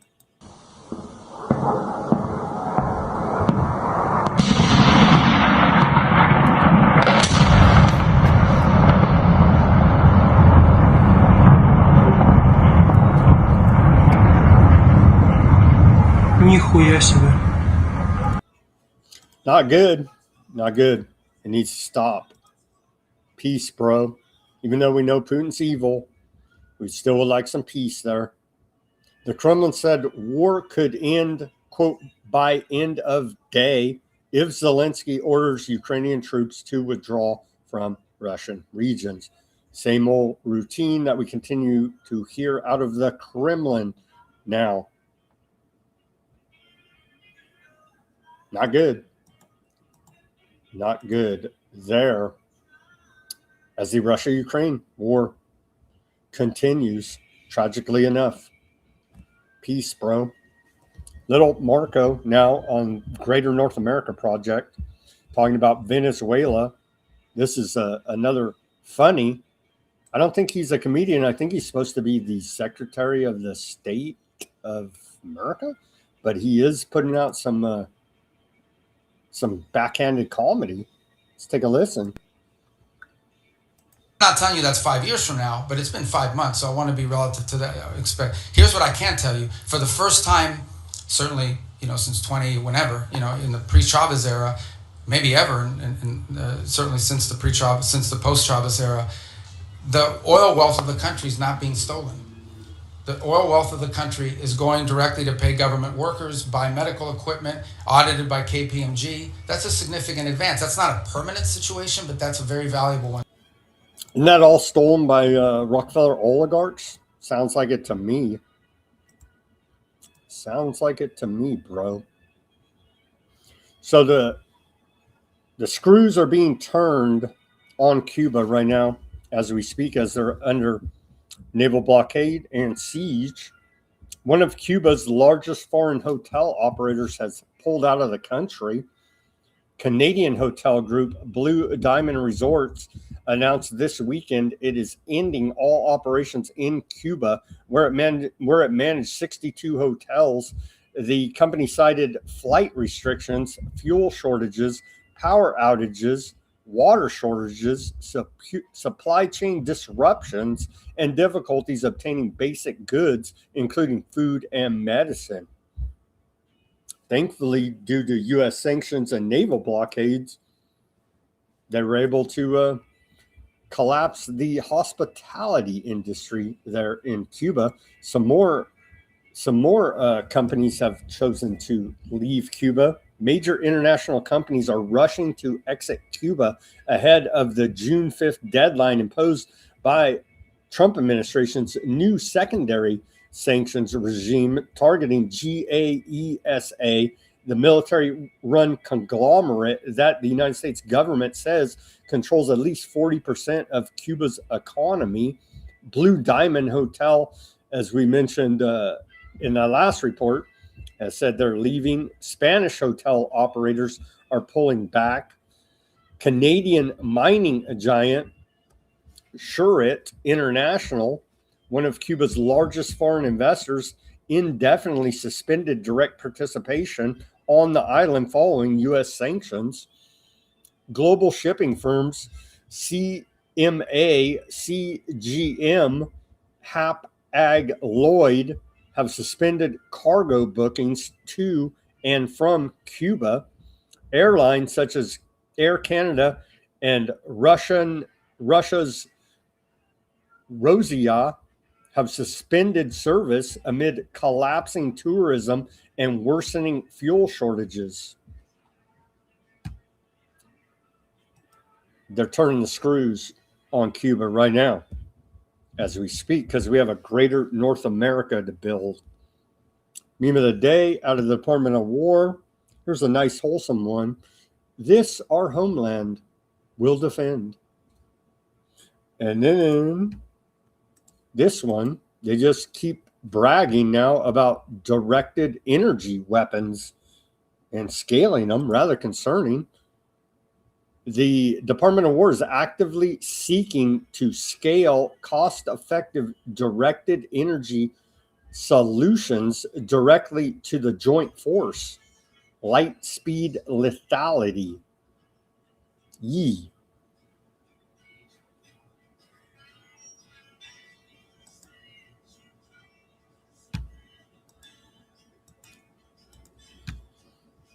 It's her former U.S. Marine Ken O'Keefe claims MINAB strikes were timed to coincide with Purim, which is an aardvark period of sacrifice. That's not a coincidence.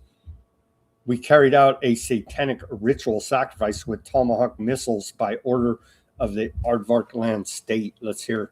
And we said that at the time here at Weaponized News as well, that it was a a ritualistic blood sacrifice to kick off the Iran war on those schoolgirls in Minab, Iran. Unfortunately, Manab is not an isolated incident. We are in the business of bombing and killing innocents, including children, to the tune at this point of millions. However, this is a particularly grotesque event given that it was conducted during Purim, which is a Jewish period of sacrifice. That's not a coincidence. So effectively, we carried out a satanic ritual sacrifice with Tomahawk missiles by order of the Jewish state of Israel. As it should be. As it should be. Former Mossad official admits to launching psychological warfare apparatus to destabilize Iran and Lebanon. A former Aardvarkland intelligence officers admitted that the Mossad established a specialized department dedicated entirely to psychological warfare and public manipulation targeting Iran and Lebanon, according to an investigation report published by Aardvarkland Hayam. On May 28th, the clandestine unit was created in 2021 to deploy advanced media, psychological, and political tools designed to subvert both nations from within. The former official, identified only as O, detailed how the unit created a massive network of fake social media accounts, which the investigation described as a poison machine. This apparatus relies on real-time data harvesting of public sentiments to deploy state-backed narratives via both real influencers and AI-generated personas, with the ultimate objective of widening societal rifts to engineer regime change in Iran. We are not done with Iran. We are just getting started, he said. The investigation further revealed that Lebanon was designated alongside Iran as the only two countries explicitly targeted by the unit since its inception. The former official noted that penetrating the Lebanese information ecosystem is much easier and more enjoyable due to its fragmented sectarian media landscape, which allows the Aardvarkland spy agency to seamlessly inject manufactured propaganda and destabilizing narratives directly into local news media outlets. One of the major challenges when you want to distribute messages inside Iran is that the media market is very supervised and censored. Incidentally, in Lebanon, it is a more enjoyable event because the Lebanese media is much more accessible than the Iranian media because of Lebanon's characteristics. Every community and group has representation in the media, and you know how to insert almost any message you want into the media, he said in this report. And so we do appreciate their psychological warfare and destabilization efforts in Iran and Lebanon. Aardvarkland World Congress here, President Ronald Lauder, him and his Federal Reserve Chairman's son-in-law, Kevin Warsh, all up in the Epstein files. He said, well, we'll play you the clip here now. Don't trigger warning. Don't be an antiseptic. I think that may be the next clip for a trigger warning. Accomplished very little. That's because anti-Semites already have access to all the facts. And they're not interested in the facts or truth. They have their own psychotic narrative that blames Jews for everything under the sun. The Gaza war, the Jews started it. The high cost of gas, the Jews. COVID, developed in a Jewish laboratory. Global warming, it's the Jews. You are wasting your breath to reason with them. You cannot educate an anti-Semite. Case in point, since the Gaza war ended, the demonstrations haven't accomplished. Can't argue with the antiseptics. I'm telling you, bro. They're still stacking bodies in Gaza right now, but he says the war's over. I don't know. Trigger warning on this. Extreme antiseptic behavior. Aardvark Land police officer casually walks by and pepper sprays Hadardi protesters. They're these Orthodox Aardvark. So warning, warning, warning. Aardvark on Aardvark Land crime here now. So they're one-upping the antiseptic behavior there. This Aardvark Land police officer.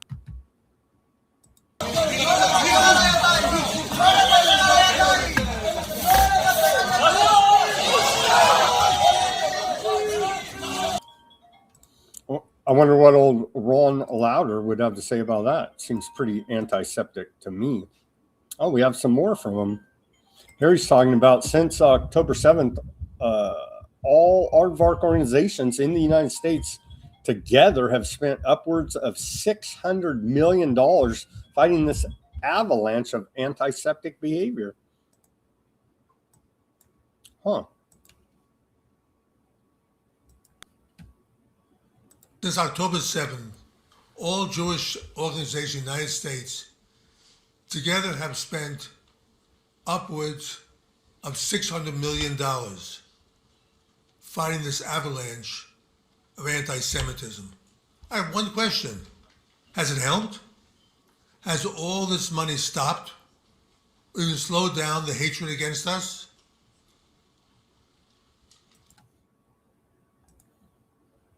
He said the answer is no. Well, imagine that. You own the printing press, essentially. So what losers? If everything wasn't rigged, imagine throwing $600 million into a losing fight when your own side consistently posts their own war crimes on the internet. Maybe talk to your own crew there, bud. But and they do. We continue to report on the warnings put out. Don't post your war crimes, but something compels them to. The Lebanese government and the Israeli government could do a peace deal tomorrow. Israel has no territorial claims in Lebanon. And more of lying little Marco Rubio. They've made territorial claims, and we've reported on them here now for the Greater Aardvark Land Project. They're taking the land to the Litani River. They've explicitly announced, and it looks like they're going beyond that point here now. Earlier today, the laughable fourth meeting between Aardvark Land and Lebanese representatives began in Washington, D.C. And so tragically enough, it is laughable at this point. They're having these negotiations as Aardvark Land is continuing to massacre, ethnic cleanse, and genocide the Lebanese. Hezbollah has formally rejected a U.S. brokered partial truce, stating they will not stop cross-border attacks on northern Aardvark Land in exchange for Aardvark Land sparing Beirut's southern suburbs. And so there's reports that that's the crew, right, Ben Gavir, the whole crew, they're all pissed off that they are not carpet bombing downtown Beirut, essentially, here now, as apparently the phone call with Trump said, don't do a giant carpet bombing campaign on downtown Beirut right now, and they're all pissed off about it. That's what the reports say floating around out there. Sounds about right to me. Aardvark Land Ambassador to the United Nations, Danny Dannon, another lying piece of trash. He's all pissed off that they're put on the sex offender list, right? And now he's complaining that Hezbollah is defending against Aardvark Land aggression. I know. It's shocking. I'd be all pissed off if I was him too. How dare you defend yourselves, you damn Lebanese terrorists. Oh, here's a montage. I don't know why. Why are you guys all, why is everybody antiseptic? I don't know. Here's one of a million montages of them bragging about, talking about, oh yeah, they whack a bunch of kids. And it goes on. Oh, there's an IDF sniper. Yeah, we look to whack kids. And it just goes on and on. And this is just 5 minutes. We could go back to the ICC indictment where they cite all of these war crimes posted by the IDF. Why is everybody antiseptic? I don't know. You're posting snuff films of you murdering children on the internet and sharing it on. I don't know. I don't know why everybody's pissed off at you guys. They're just hateful. They're just hateful bigots. I don't know. It could be these giant bombing campaigns you're doing on Lebanon now. Airstrikes by Courtney Banu. And it just goes on. I'm not even going to attempt to read all these, but you can see airstrikes. It just goes on all these areas there. It goes on and on and on. Drone strikes. It goes on and on and on. Artillery shellings. It goes on and on and on and on. Illegal civilian home and infrastructure demolitions. And it goes on and on and on and on. Right there, as you can see. And there's more video of it. Here's a attack earlier today there in Tyree. You can see off in the distance, they are leveling the joint, creating apocalyptic wasteland, i.e. Gaza Strip. They're doing the same routine there now in southern Lebanon as we continue to report. Here's more video of that ongoing bombing campaign.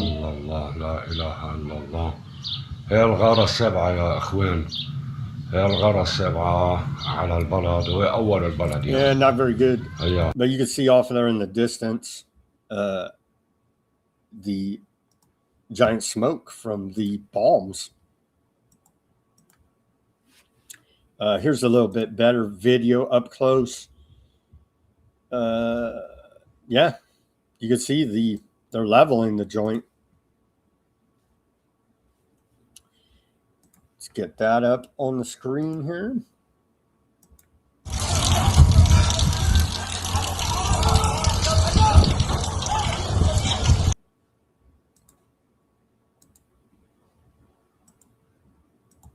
Systematic demolition campaign against southern Lebanon. Here's a southern Lebanese store. And you could see, well, I guess we're lucky they're not bombing our grocery stores yet here, but we can get that cheapo Zimbic from TrumpRx.gov to curb that pesky hunger.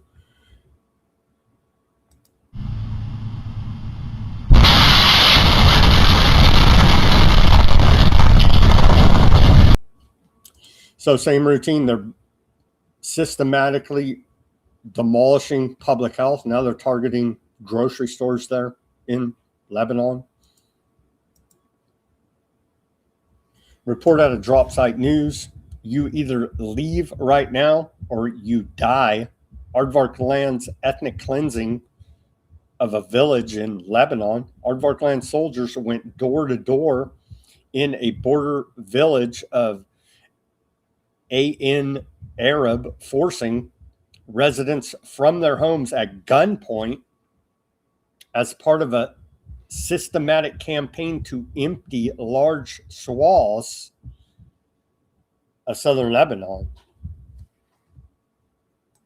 A systematic ethnic cleansing campaign is ongoing as we speak. 35 people were killed and 182 injured in Aardvark land attacks across Lebanon yesterday, according to the Lebanese health ministry. And they detail it. Here's some faces of the victims of these Lebanese dirty terrorists. Looks like a terrorist. This dude, especially. The dog, that's a terrorist dog for sure. But they're wiping out whole families, wiping out entire bloodlines here now. And so since March 2nd, according to the Lebanese Ministry of Health, 3,460 Lebanese have been killed and 10,577 injured in U.S.-backed Aardvark land bombing campaign since the ceasefire, bro. There. Quite horrific. And then,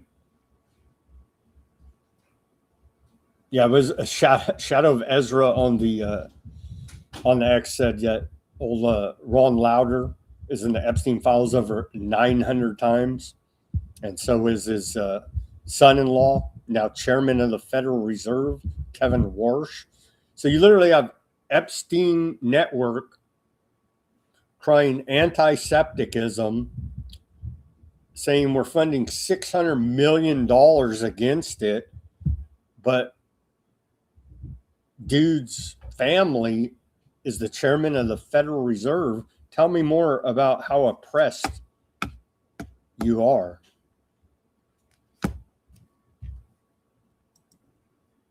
Mike Huckabee, traitor. What a piece of garbage this guy is. He's signing off on killing Christians, ethnic cleansing and murder of Christians there in Gaza, Lebanon, the occupied West Bank, Jerusalem. Let's hear this piece of garbage say, he says, I'm a Zionist and an unapologetic one. What a piece of garbage. U.S. ambassador to Aardvark land. Proud Zionist, Mike Traitor Huckabee. I want you to know I'm not a Zionist because I'm Jewish. I'm a Zionist and an unapologetic one because I believe the Bible.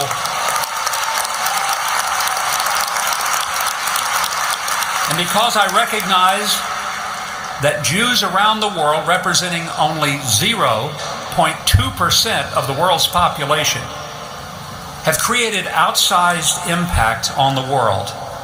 And unfortunately, there are people who hate you for that. But I've determined that they really, more than they hate you, they hate the God who chose you 3,800 years ago as his people and gave you a place called Israel and gave you a purpose which was to present the law and the light to all the world. You being faithful to that task is not simply something that you should do. It is something that you must do. For there's no one else to whom the creator of the universe has given such a mission. What a corrupt piece of garbage. Aardvark's got that land from the UK and Rothschild's bank, City of London, not from God, the creator of the universe.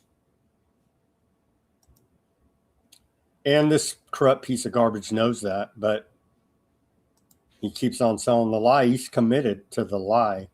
Now, while they're ethnic cleansing the Christians there, I'm sure Mike Huckabee approves. Aardvark land has expanded its forced displacement orders to include Tyree's historic Christian quarter after largely sparing the area over the past week. This, too, is happening under the pretext of targeting Hezbollah.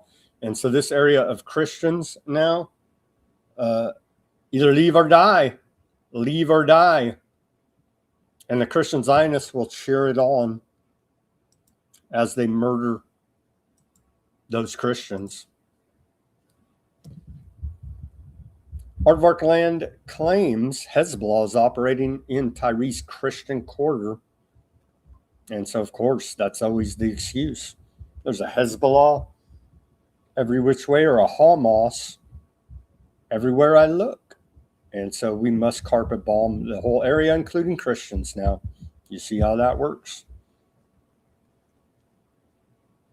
And the Christian Zionists will cheer it on. All sides are losing here. They need to stop. They're not going to stop because they're possessed by bloodlust and think they're going to fulfill their evil God's prophecy. So they will not stop. It needs to stop. We need peace there on all sides. Aardvark Land's losing a bunch of people too. Aardvark Land Health Ministry says 26 injured and admitted to hospitals yesterday. There, according to Aardvark Land Ministry of Health, hospitals have treated 1,066 injuries from the Northern Front war against Lebanon since the ceasefire took effect May 2nd. So quite a bit of injuries there for a ceasefire. Or no, excuse me, that's since April 8th. 651 casualties from the Northern Front have been reported by the IDF, essentially the Aardvark Land Army. So all sides are suffering deaths, injuries, PTSD. It's war is hell. It's a friggin' nightmare for everybody there. Aardvark Land exports of weapons battle tested in Gaza. Lebanon surged by 30% in 2025. And so again, as we continue to report, you could hate Muslims, hate Christians, hate Arabs, say screw them, turn the whole place into a glass parking lot. The problem is they're using it as a laboratory, and they're going to turn what they learned there on us here is the problem.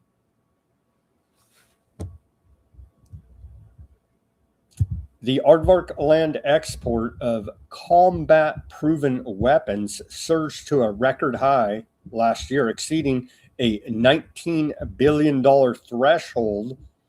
And so they're getting paid for genociding people, proving their weapons of death and destruction.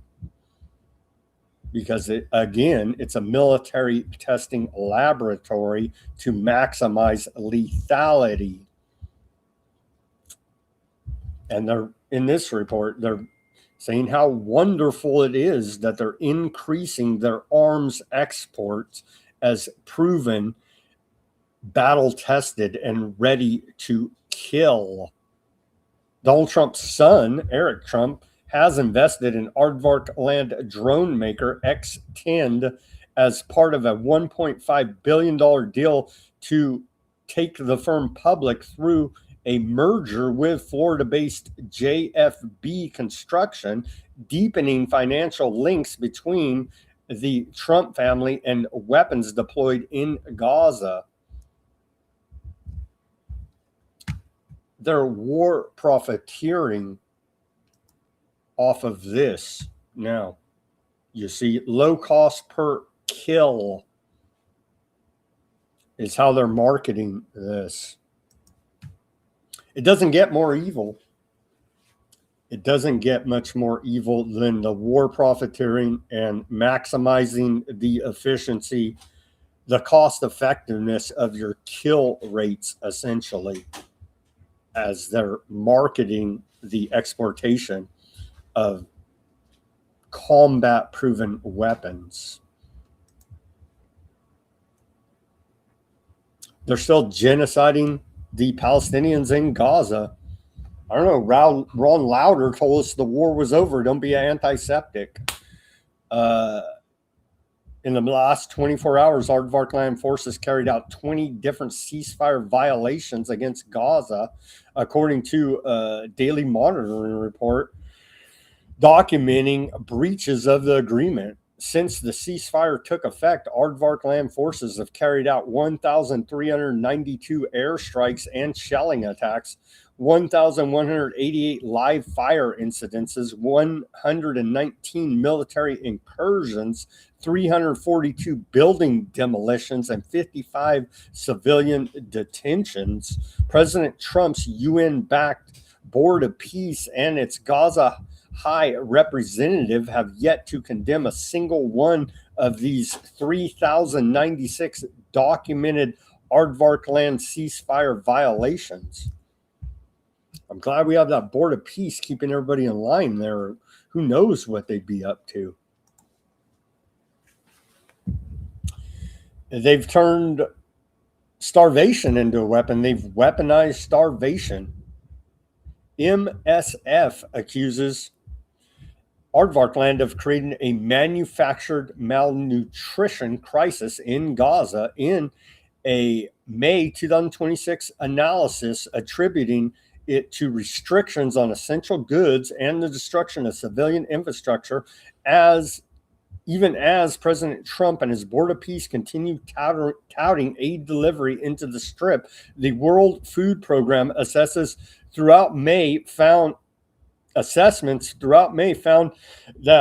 1.6 million people, roughly 77% of Gaza's population not genocided yet, faced acute hunger, acute food insecurity, including an estimated 100,000 children and 37,000 pregnant and breastfeeding women suffering from acute malnutrition, as Aardvarkland and America's Trump's Board of Peace have essentially weaponized hunger.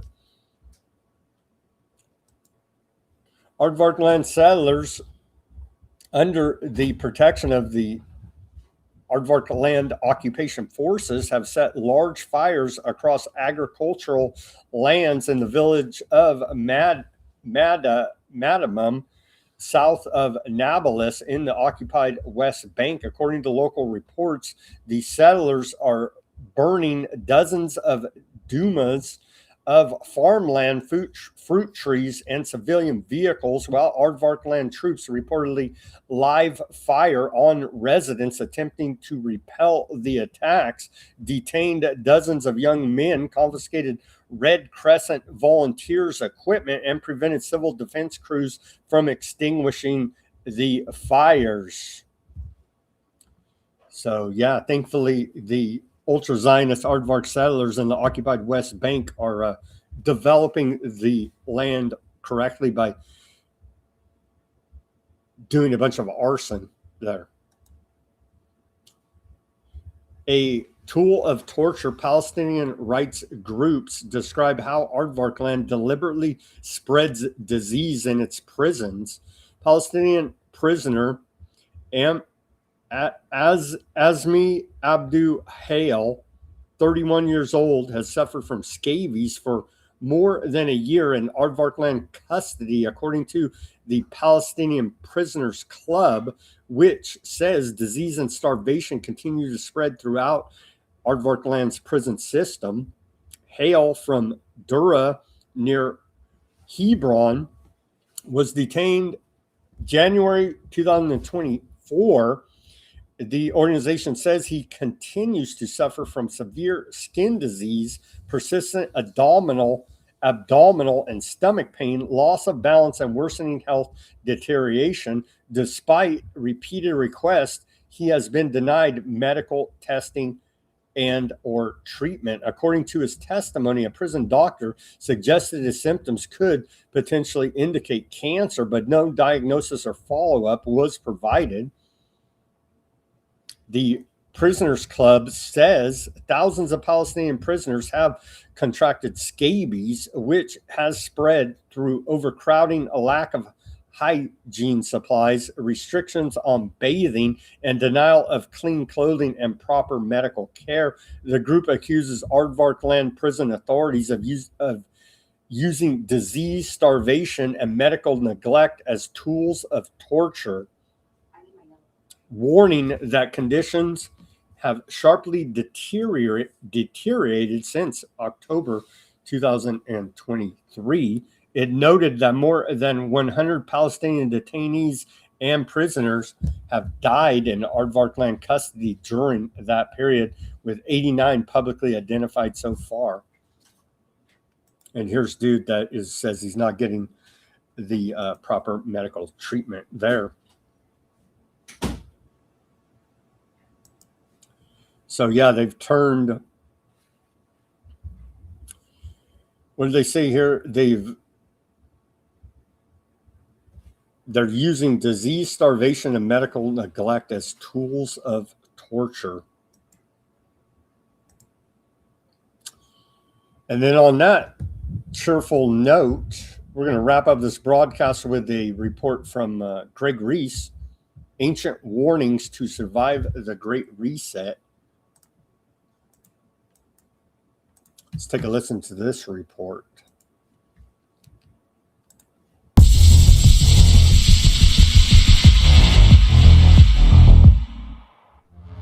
The great Gothic cathedrals of Europe, all dedicated to the Virgin, Notre Dame, were built within a 100-year window with engineering knowledge that was not supposed to exist at the time. When plotted on a map, they mirror the constellation of Virgo and point to the stone cross of Hendaye, an otherwise unassuming monument in southwestern France. In The Mystery of the Cathedrals, the enigmatic writer Fulcanelli described the cross of Hendaye as a humble stone cross, as simple as it is strange. Within it was an alchemical code intended for those initiated into the mystery schools. The letter S symbolizing the heliocoidal track of the sun, having arrived at the zenith of its curve across space at the time of the cyclic catastrophe. He decoded the Latin inscription to reveal, "We learn that a country exists where death cannot reach man at the terrible time of the double cataclysm, from which the elite will take part in the return of the Golden Age, and by fire nature is renewed whole." Each of the four sides of the stone base carries a different symbol, which Fulcanelli identifies as the 4 ages of the Hindu Yuga system, and identifies our current age as the Iron Age, the Kali Yuga. He wrote that the age of iron has no other seal than that of death. According to Fulcanelli, the cross is pointing at a specific moment in the precession cycle, the same moment that other ancient monuments identify, like what is found on the Giza Plateau in Egypt. If we were to go back in time to the spring equinox in 10,500 BC, the 3 stars of Orion's belt would have formed the exact pattern that the 3 pyramids of Giza reproduce on the ground. And the constellation Leo would have risen so that the Sphinx would have been gazing directly at it. This would have occurred approximately 12,500 years ago, when the last great cataclysm was recorded by many, and the same moment to which the cross of Hendaye points. The Popol Vuh includes the Mayan creation myth, which includes multiple previous world ages, each ending in catastrophe. It mirrors the Hopi account of world history, cycles of creation and destruction, with civilizations wiped from existence as the gods abandon humanity at the end of each age. During the years leading up to 2012, several books were published claiming that the Mayan calendar would end on December 21, 2012. But the Mayan long count calendar is measured in days, not years, and so they all seem to have gotten it wrong. The starting date of this calendar was August 11, 3114 BC, and it consists of 1,872,000 days. As Jason Brashears pointed out, the Mayan system is built around the ton, a unit of 360 days, which is how many days there were in a year when it was created. In the book Worlds in Collision, Immanuel Velikovsky documents 30 cultures that recorded a period of upheaval that resulted in adding 5 days to their 360-day calendars. Multiple civilizations across the world independently recorded that 5 days were added to the year at roughly the same historical period. This is also recorded in the Bible. Isaiah 38:8 and 2 Kings 20:9-11 record a miraculous event when the sun shifted. Scholars date Hezekiah's reign to between 701 and 713 BC. This is the same period when the entire world added 5 days to their calendars. The book of Revelation was written around 95 AD, during a 365-day calendar world. Yet its prophetic calculations are based on 360-day years and 30-day months. This prophetic vision of a cataclysm preserved the older calendar system as the correct framework for measuring time. Brashears places the event in 713 BC, and so the calculation works like this. From 3114 BC to 713 BC is approximately 2,401 years of 360-day years. from 713 BC onward is approximately 2,739 years of 365.25 day years. This would mean that the Mayan calendar ends in approximately 2046, the same year Orion's belt rises to its highest point in the sky, and the Sphinx gazes at Aquarius, the opposite of the Leo it faced at the last catastrophe 12,500 years ago. Greg Reese reporting. Exciting, huh? Yeah, they're gearing up for something, building the bunkers everywhere. 2046. I don't know, but something to think about there. Report from Greg Reese. All right, let's take a look now at our international headlines. Have we started a heavy bombing campaign against Iran yet? U.S. disables Iran-bound tanker. Reported on that. Let me refresh this. Is there anything? Oil prices rise on Middle East tensions flare as U.S.-Iran talks stall. It's all quite horrific now, isn't it? U.S. says it intercepted Iranian missiles and drones. Not good. They're attacking our bases right now that they should have never built our country around, but they did. And so now our bases are under attack there. It's ongoing.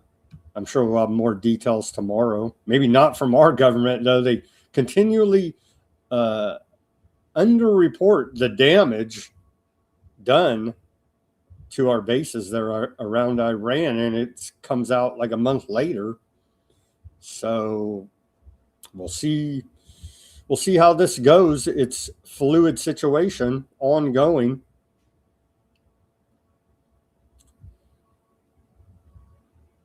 Let's see here. Al Jazeera now. U.S. strikes Iran's Qasim Island. Says Tehran targeted Kuwait, Bahrain. Yeah, we covered that. So, but little Martin told me the war's over. He told the Senate that earlier today. Huh. The Secretary of State must be misinformed about the Iran war. Imagine that. Cyber attack exposed personal details of 600,000 Gaza households. U.S. military says a new wave of Iranian drones targets forces in Kuwait.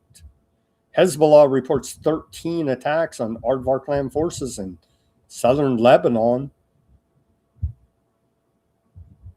Day one of Aardvark land Lebanon talks in D.C. concludes.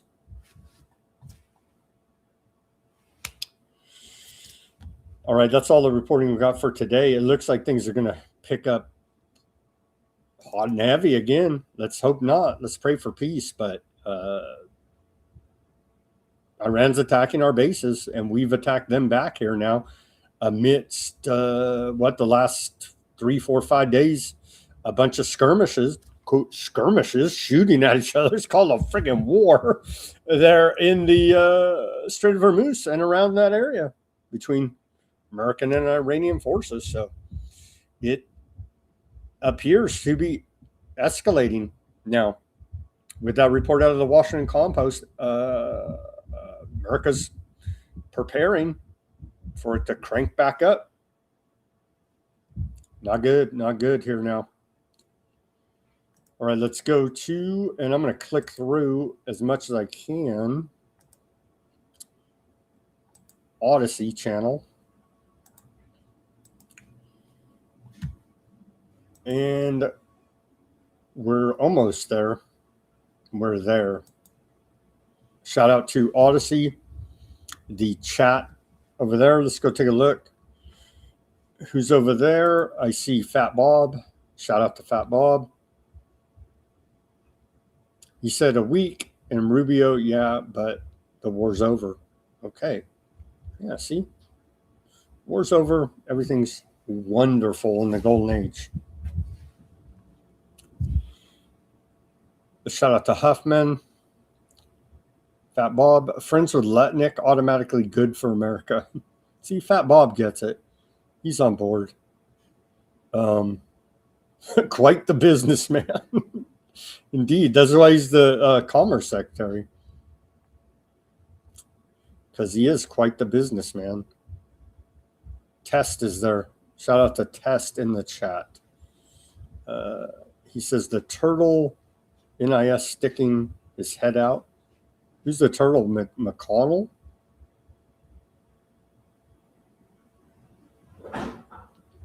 Let's see. Shout out to Pink and Highland. Thank you guys for tuning in on the Odysee and chatting it up over there.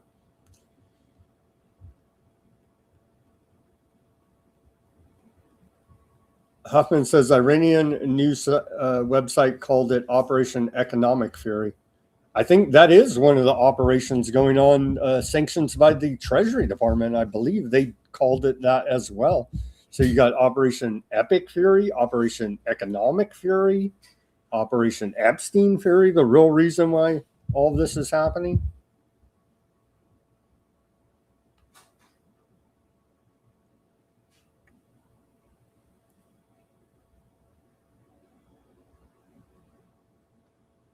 All right. Thank you guys for tuning in on the Odysee and the new people in the chat there.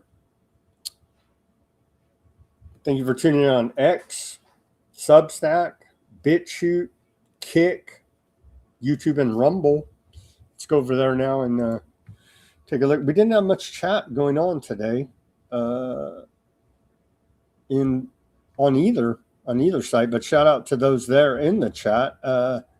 Let's see. Mac on the YouTube, Fat Bob, Silver, Strong. Shout out to you guys. Not a Bot on the YouTube. Let's see here.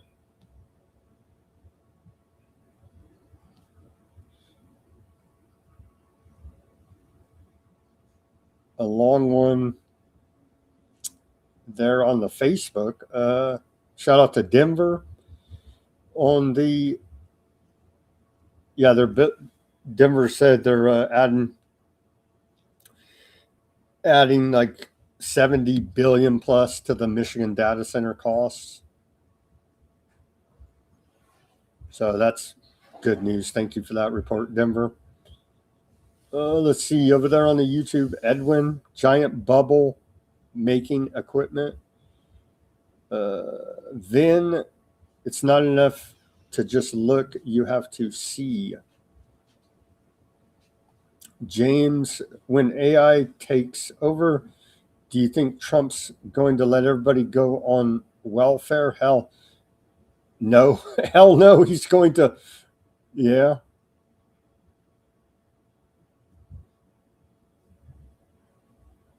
Is Skynet live? Has the AI already taken over? Is it? I don't believe it can become self-aware. Honestly, don't. But that's what they claim. The singularity, right? James, it's coming for your jobs first. Then, what do you think it's coming for? It's coming to make the sci-fi utopia. No. Jimmy, shout out to Jimmy about the 28 days later. Isn't that how 20? Yeah, why are they always busting some weird rogue scientist running around that actually works with the health department? Maybe sometimes. Like, why are they like? We're seeing a consistent theme of these stories, and these are just the guys that the government tells us about, right? With vials of all these crazy, allegedly contagious diseases. Like, we're under serious threat here now from all these mad scientists, it appears. According to, and imagine what's not reported. Let's see here. Shame on you to somebody, they said. Dovid on the YouTube. Let's see. George Washington wasn't real. I think there's a pretty significant historical record documenting that George Washington was real. Barky. And then Snow, shout out to Snow over there. Outdoor pools. He's moved on to outdoor pools now. I don't know about outdoor pools. It's gaining traction. Snow's idea that lawns are a psyop is really gaining some traction with me. I've actually been looking at a spot in my yard, thinking about it a lot because of his posting about lawns being a psyop. So thank you, Snow, for motivating me to think about some landscaping. All right, thank you guys for tuning in on all the channels on this Tuesday. Looks like Iran war is going hot and heavy again. Horrible. It's horrible. Let's pray for peace. As always, everybody do your own research, peace, love, and freedom. Speak out and take action. Have a great rest of your Tuesday evening, and we'll be back here on Wednesday for more Weaponized.